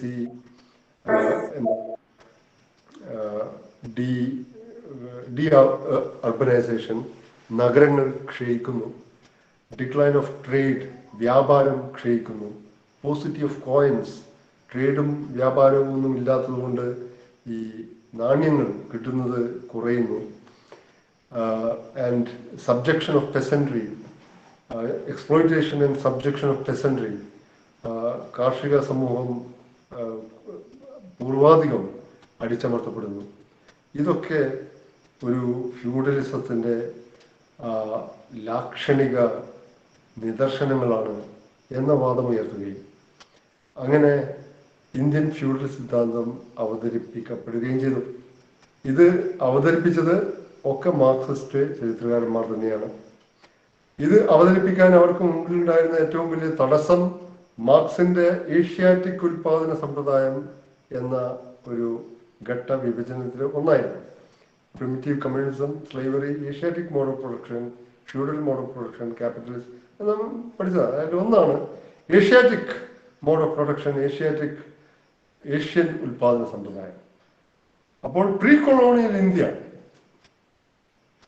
കൊളോണിയൽ പൂർവ, ശരിക്കുള്ള മലയാളം ട്രാക്ക് കൊളോണിയൽ എന്നാണ്, എല്ലാവരും ഉപയോഗിക്കുന്ന കൊളോണിയൽ പൂർവം, യഥാർത്ഥ മലയാളം ട്രാക്ക് കൊളോണിയൽ ഇന്ത്യ, മാറ്റമില്ലാത്ത, പരിവർത്തന വിധേയമല്ലാത്ത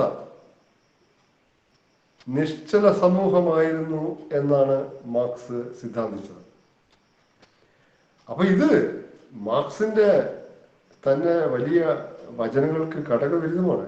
മാർക്സിനാണ് എവറിത്തിങ് ചേഞ്ചസ് എക്സെപ്റ്റ് ചേഞ്ച്, എല്ലാം മാറുന്നു മാറ്റം ഒഴികെ എന്ന് പറഞ്ഞ മനീഷിയാണ് പറയുന്നത്. ചില ഏഷ്യൻ സമൂഹങ്ങൾ, പ്രത്യേകിച്ച് ഇന്ത്യ, പ്രീ കൊളോണിയൽ പീരീഡിൽ മാറ്റമില്ലാതെ നിശ്ചലമായി കിടന്ന സമൂഹമായിരുന്നു. അതിൽ മാറ്റം കൊണ്ടുവരുന്നത്, രണ്ട് പോസിറ്റീവും നെഗറ്റീവുമായിട്ടുള്ള മാറ്റം കൊണ്ടുവരുന്നത് ബ്രിട്ടീഷ് അധിനിവേശമാണ്. ബ്രിട്ടീഷുകാർ ന്യായീകരിക്കുന്നില്ല, പോസിറ്റീവും നെഗറ്റീവും ഉണ്ട്.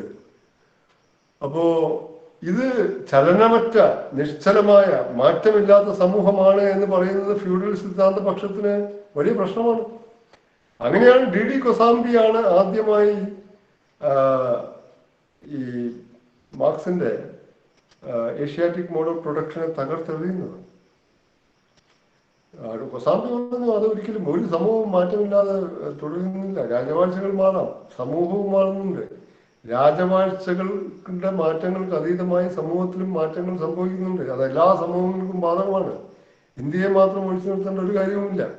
മാർക്സിന് ബ്രിട്ടീഷ് ലൈബ്രറിയിൽ നിന്ന് കിട്ടിയ പുസ്തകങ്ങളും ഇവിടുത്തെ അങ്ങനത്തെ രേഖകളും ഒക്കെ ഉപയോഗിച്ച് നോക്കുമ്പോൾ അദ്ദേഹം ദർശിച്ചത് മാറ്റമില്ലാത്ത നിശ്ചലമായ സമൂഹമാണ്. അങ്ങനെ വരുമ്പോൾ ഒരു ഫ്യൂഡൽ സിദ്ധാന്തത്തിന് പ്രസക്തിയില്ല. അതുകൊണ്ട് കൊസാംബി ആദ്യമേ അത് നിരാകരിച്ചു. മാർക്സ് തെറ്റാണ് ഈ കാര്യത്തിൽ. പക്ഷെ നിങ്ങൾ കേൾക്കണോ, അന്ന് CPM-ഉം CPI-യും പോലെ RSP പോലെ കുറെ ഇതില്ല. അന്ന് അവിഭക്ത കമ്മ്യൂണിസ്റ്റ് പാർട്ടി മാത്രം. 1956 കൊസാംബിയുടെ ഇന്ത്യ ചരിത്ര പഠനത്തിന് ഒരു മുഖവുര എന്ന ഗ്രന്ഥം പുറത്തു വരുമ്പോൾ അവിഭക്ത CPI മാത്രമാണുള്ളത്. അന്ന് CPI എന്ന് പറഞ്ഞാൽ സോവിയറ്റ് മാർക്സിസത്തിന്റെ കാര്യങ്ങൾ അപ്പടി യാന്ത്രികമായി ഇവിടെ പുനരാവർത്തിക്കുക എന്ന പ്രവൃത്തിയിൽ ഏർപ്പെട്ടു പോകുന്നവരായിരുന്നു. അപ്പൊ മാർക്സിനെ വിമർശിക്കുക എന്ന് പറഞ്ഞാൽ വലിയ പാതകമാണ്.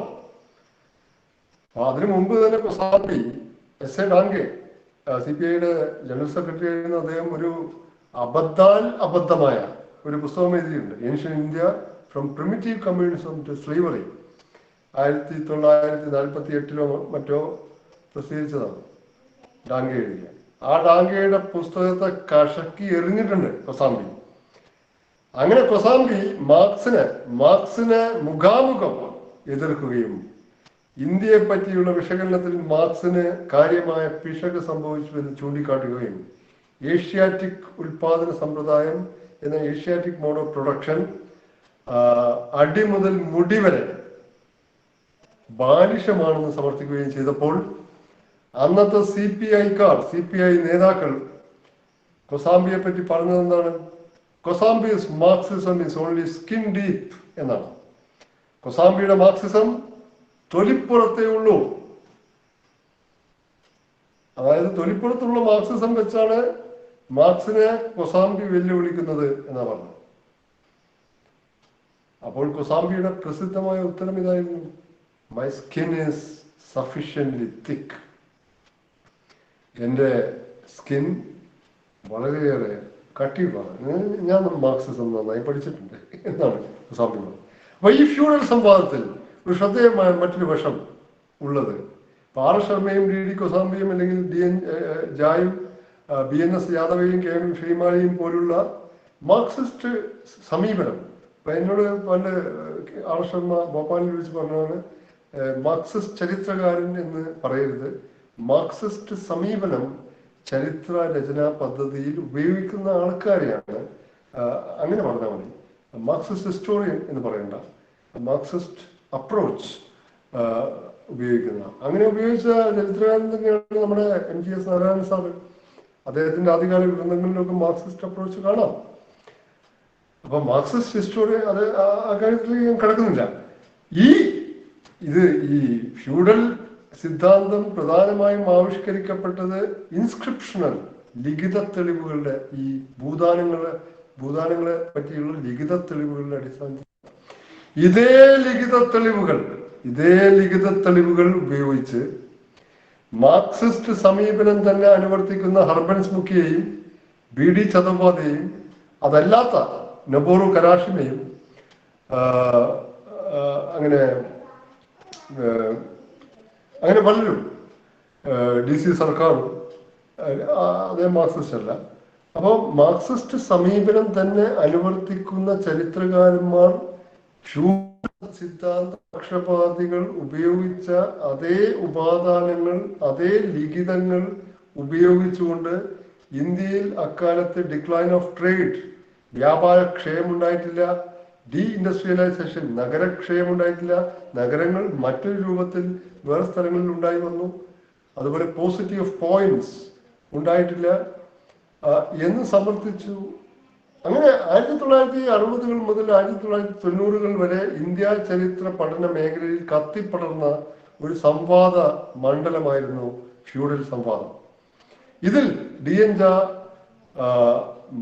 ഫ്യൂഡൽ സിദ്ധാന്ത പക്ഷത്തിന് വേണ്ടി നിശ്ചലമായ പങ്ക് വഹിച്ച വ്യക്തിയാണ്. DN ജായും R ശർമ്മയും ചേർന്നാണ് ഇതിനു വേണ്ട മാർക്സിസ്റ്റ് സമീപനത്തിന് വേണ്ട പല ഉപാദാനങ്ങളും വ്യാഖ്യാനിച്ചതും കണ്ടെത്തിയതുമൊക്കെ. അതേസമയം ഹർബൻസ് മുഖിയെ പോലെ മാർക്സിസ്റ്റ് സമീപനം തന്നെ അനുവർത്തിക്കുന്ന ആളുകൾ ചോദ്യം ചെയ്ത് വാസ് ഫ്യൂഡലിസം ഇൻ ഇന്ത്യ. അപ്പൊ അതിന്റെ സാങ്കേതികമായ വശങ്ങളിലേക്ക് ഞാൻ കിടക്കുന്നില്ല. അപ്പൊ ഇതുകൊണ്ട് ഇന്ത്യ ചരിത്രത്തിന് ചില ഗുണങ്ങളുണ്ടായി. ഒന്ന്, കാൾ മാർക്സ് പറഞ്ഞതുപോലെ ഇന്ത്യ ചരിത്രം പ്രാചീനകാലം മുതൽ പരിവർത്തന ത്രാണിയില്ലാത്ത, സ്ഥിതിഭേദക്ഷമതയില്ലാത്ത ഒരു സമൂഹമായിരുന്നു എന്ന ധാരണ തിരുത്തി കുറിക്കപ്പെട്ടു. ഇപ്പോ ഏറ്റവും തമാശ കലർന്നൊരു വശം എന്ന് പറയുന്നത് 1950-കളിൽ DD കൊസാംബിയെ അത്രമേൽ അപഹസിച്ച, DD Kosambi OM official Marxist എന്ന് വിളിച്ച ഇതേ ചരിത്രകാരന്മാരുടെ, ഇതേ പാർട്ടിയുടെ പിൽക്കാല നേതാക്കളും പ്രവർത്തകരുമാണ് DD കൊസാംബിയെ ആഘോഷിക്കുകയും അദ്ദേഹത്തിന്റെ പുസ്തകങ്ങൾ തുടരെ പ്രസിദ്ധീകരിക്കുകയും ഇന്ത്യ കണ്ട ഏറ്റവും വലിയ ചരിത്രകാരൻ DD കൊസാംബിയാണെന്ന് പറയുകയും, റോമില താപ്പറുടെ പോലെയുള്ള ആളുകൾ എന്ത് പറഞ്ഞു, DD Kosambi effected a paradigm shift, India ചരിത്രത്തിൽ ഒരു വിചാര മാതൃക വ്യതിയാനം ഉണ്ടാക്കി. അപ്പൊ നമ്മൾ പലപ്പോഴും മാർക്സിസ്റ്റ് ഹിസ്റ്റോറിയൻസിന്റെ കൂട്ടത്തിൽ റോമില താപ്പറയും ഉൾപ്പെടുത്താറുണ്ട്. അതും അബദ്ധമാണ്. റോമനാഥ് താപ്പർ തന്നെ കഴിഞ്ഞ വർഷം അദ്ദേഹത്തിന് അവരുടെ കൃതിയിൽ പറഞ്ഞത്, I am not a Marxist historian, call me scientific historian because I draw from many disciplines, many ideologies, including Marxism. അതല്ലാതെ മാർക്സിസേതരമായ പല സോഷ്യോളജിക്കൽ, വെബർ, എമിൽ ദുർഖീം, മാർക്ക് ബ്ലോക്ക്, അങ്ങനെ പലരിൽ നിന്നും ഉൾക്കാഴ്ചകൾ ഞാൻ സ്വീകരിക്കാറുണ്ട്, മാർക്സിൽ നിന്നും സ്വീകരിച്ചിട്ടുണ്ട്. അതുകൊണ്ട് തന്നെ അപ്പടി ഒരു മാർക്സിസ്റ്റ് എന്നുവെച്ചാൽ സമൂഹത്തിന്റെ പ്രശ്നങ്ങളിൽ ചരിത്രത്തിന്റെ വ്യാഖ്യാനത്തിൽ കൂടുതൽ ശാസ്ത്രീയവും മതനിരപേക്ഷവുമായ വീക്ഷണം ഉയർത്തിപ്പിടിക്കുന്നവരെല്ലാം മാർക്സിസ്റ്റ് ചരിത്രകാരന്മാരുടെ അച്ചുകൂടത്തിലേക്ക് വെട്ടിച്ചിരിക്കേണ്ടതില്ല. ഇതേ കാര്യം തന്നെ സമർത്ഥിച്ചുകൊണ്ട് രാജൻ ഗുരുക്കൾ EPWയിൽ എഴുതിയിരുന്നു, Romila Thapar is not a Marxist historian, she may be called as a scientific historian. അതാണ് ശരി. പക്ഷെ നമ്മുടെ പാഠപുസ്തകങ്ങളിൽ അനുവർത്തിച്ച് പോരുന്ന ഒരു കാര്യം ഈ കളിയിലാണ് റോമില താപ്പറെ ഉൾപ്പെടുത്തുന്നത്. ഈ കളിയിൽ ഉൾപ്പെടുത്താം ആരെയൊക്കെ, കൊസാംബിയെ ഉൾപ്പെടുത്താം, RS ശർമ്മയെ നിസ്സംശയമായും ഉൾപ്പെടുത്താം. അദ്ദേഹമാണ് ഹി ഫേമസ്ലി സെഡ്, അദ്ദേഹത്തിന്റെ സോഷ്യൽ ഫോർമേഷനെ പറ്റിയുള്ള പുസ്തകം material culture and social formation in ancient India, അതിന്റെ പുസ്തകമാണ്, വായിക്കണം. No production no history. അത് മാർക്സിന്റെ ഹിസ്റ്റോറിക്കൽ മെറ്റീരിയലിസത്തിന്റെ ആറ്റിക്കുറുക്കിയ ഒരു വാചകമാണ്. No production no history. Irfan ഹബീബിനെ തീർച്ചയായിട്ടും വിശേഷിപ്പിക്കാം.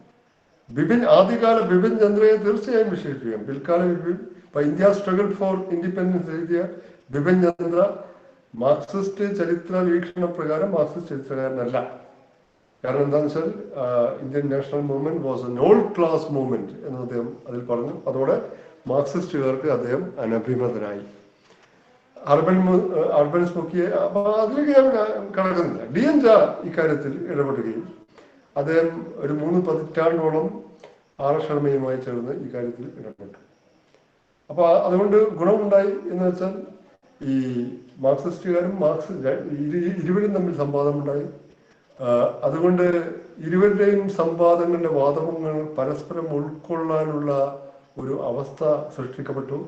ആ സംവാദമാണ് വാസ്തവത്തിൽ മധ്യകാലാരംഭം, മധ്യകാലത്തിന്റെ തുടക്കം എന്ന് പറയുന്ന ഏർലി മിഡീവൽ പീരീഡ്. ഇപ്പോ പ്രൊഫസർ കേശവൻ പൽത്താട്ടിന്റെ ഒരു പുസ്തകത്തിന്റെ തലക്കെട്ട് early medieval in south India എന്നാണ്. മിഡീവൽ ഇൻ സൗത്ത് ഇന്ത്യ അല്ല, ഏർലി മിഡീവൽ. ഏർലി മിഡീവൽ എന്ന പുതിയ ഒരു കാലഘട്ടം ഈ ഫ്യൂഡൽ സംവാദത്തിന്റെ സൃഷ്ടിയാണ്. അങ്ങനെ ഈ ഫ്യൂഡൽ സംവാദത്തിൽ DN Jha വഹിച്ച പങ്ക് നിസ്തുലമാണ്. മാത്രമല്ല ഈ ബാബറി മസ്ജിദ്, രാമജന്മഭൂമി പ്രശ്നം കത്തി നിൽക്കുമ്പോൾ 1991 ബാബറി മസ്ജിദ് ധ്വംസിക്കപ്പെടുന്നതിന് മുമ്പ്, തകർക്കപ്പെടുന്നതിന് മുമ്പ് 1991 DN Jhaയും RS ശർമ്മയും അത്തർ അലിയും സൂരജ് ഭാനും 4 ലബ്ധപ്രതിഷ്ഠരായ പ്രശസ്തരായ ഇന്ത്യയിലെ ചരിത്രകാരന്മാർ ഒരു റിപ്പോർട്ട് തയ്യാറാക്കി.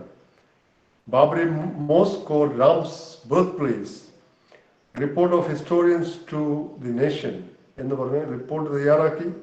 ആ റിപ്പോർട്ടിൽ ഇവരൊക്കെ തയ്യാറാക്കിയവർ ലോകത്ത് തന്നെ അറിയപ്പെടുന്ന ചരിത്രകാരന്മാരും ആർക്കിയോളജിസ്റ്റുകളും ഉണ്ട്. അപ്പോൾ അവർ തയ്യാറാക്കിയ റിപ്പോർട്ടിൽ ബാബറി മസ്ജിദ് ഒരു ക്ഷേത്രം പൊളിഞ്ഞ ക്ഷേത്രത്തിന് മുകളിലും ഉണ്ടാക്കിയതല്ല എന്ന് അസന്നിഗ്ധമായി സ്ഥാപിക്കുന്ന റിപ്പോർട്ടാണ് അവർ കൊടുത്തത്.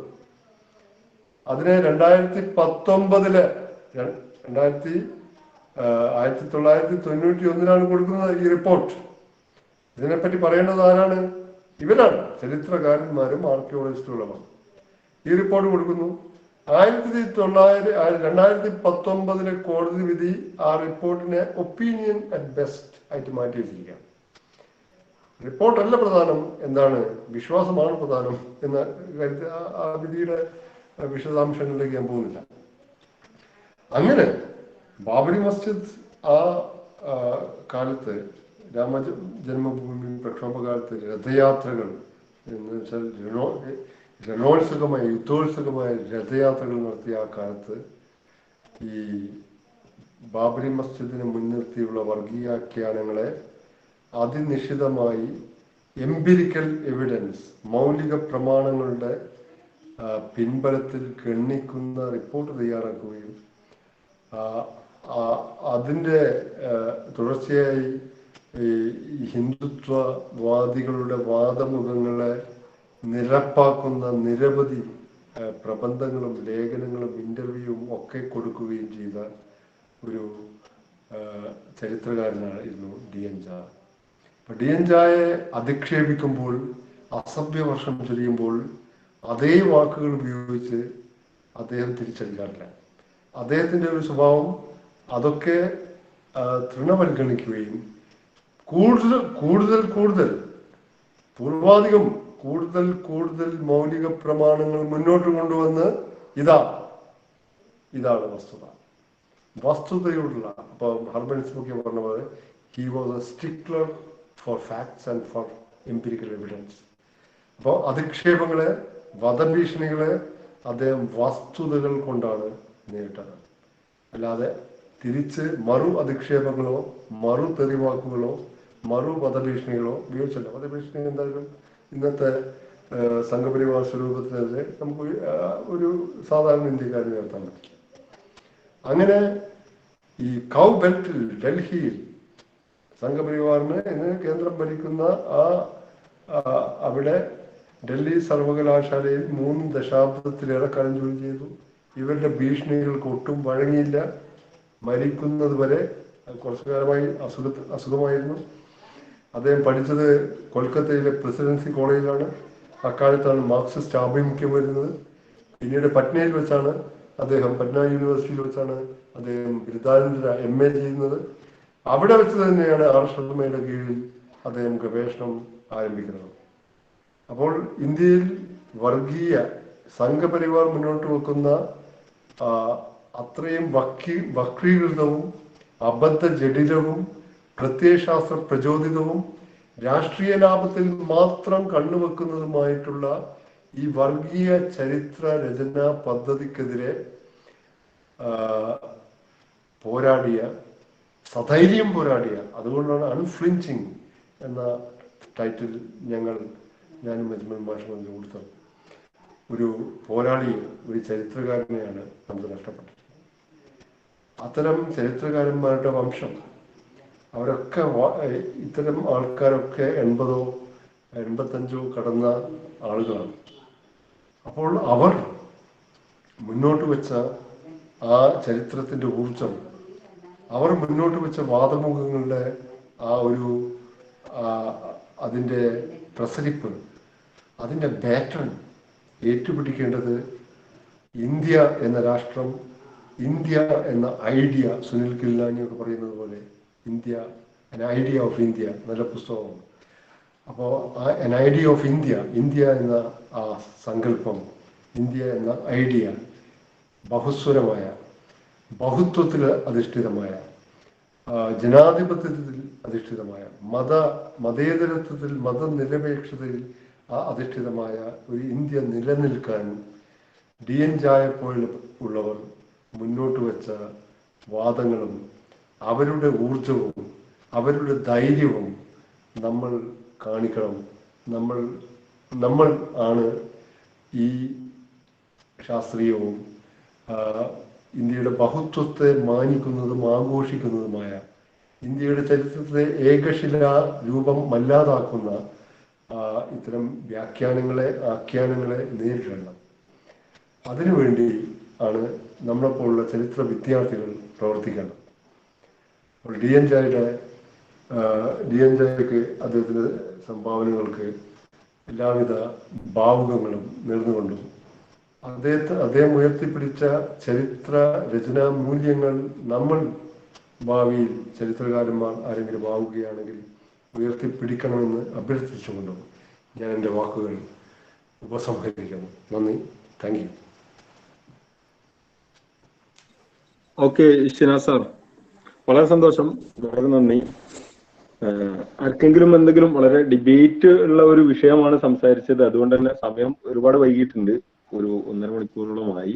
എന്നാലും എന്തെങ്കിലും ഇമ്പോർട്ടന്റ് ആയിട്ടുള്ള കമന്റ്സ് ഉണ്ടെങ്കിൽ റേസ് ചെയ്യാവുന്നതാണ്. എന്നിട്ട് നമുക്ക് വൈൻഡപ്പ് ചെയ്യാൻ തോന്നുന്നു.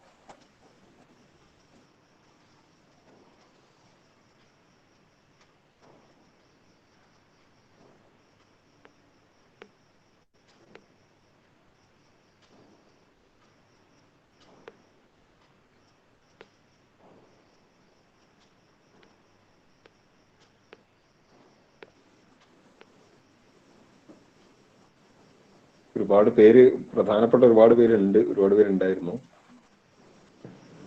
ഷീബ ടീച്ചർ അടക്കം കാണുന്നുണ്ട് ഇവിടെ.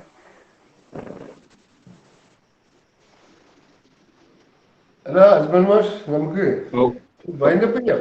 ചോദ്യങ്ങൾ നമുക്ക് വൈൻഡപ്പ് ചെയ്യാം. കാരണം ഒരുപാട് ടൈം പോയല്ലോ. കോവിഡൊക്കെ കെട്ടടങ്ങിയിട്ട് കോളേജിൽ വന്നിട്ട് നമുക്ക് അങ്ങനെ ചോദ്യങ്ങളൊക്കെ ആക്കാം. അനീസ് അവൈലബിൾ ആണോ? അനീസ് സാർ അവൈലബിൾ ആണോ ഡിപ്പാർട്ട്മെന്റില്? ഹലോ, നെറ്റ്വർക്ക് ഇഷ്യൂ ഉള്ളൊരു ആളാണ്. അനീസ് പ്ലീസ്. ഓക്കെ.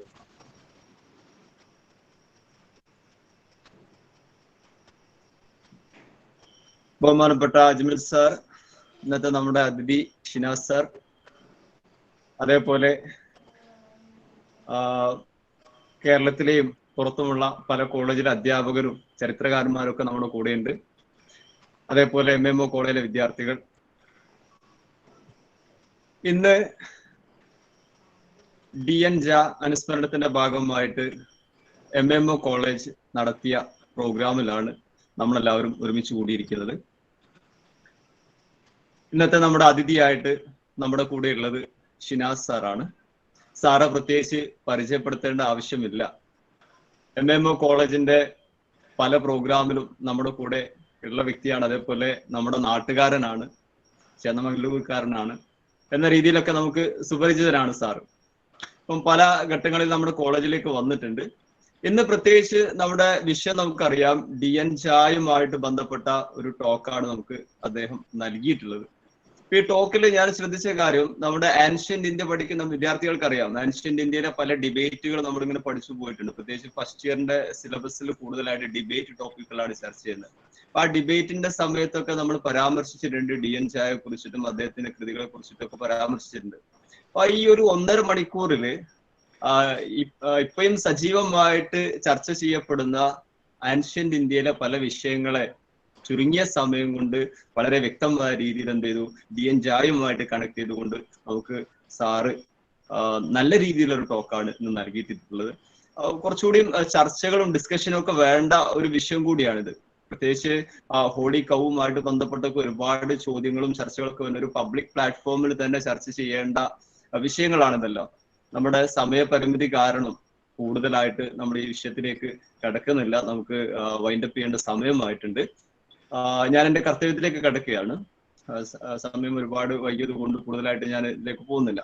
അപ്പം എൻ്റെ കർത്തവ്യം ഈ ഒരു ചടങ്ങിന് നന്ദി പ്രകാശിപ്പിക്കുക എന്നുള്ളതാണ്.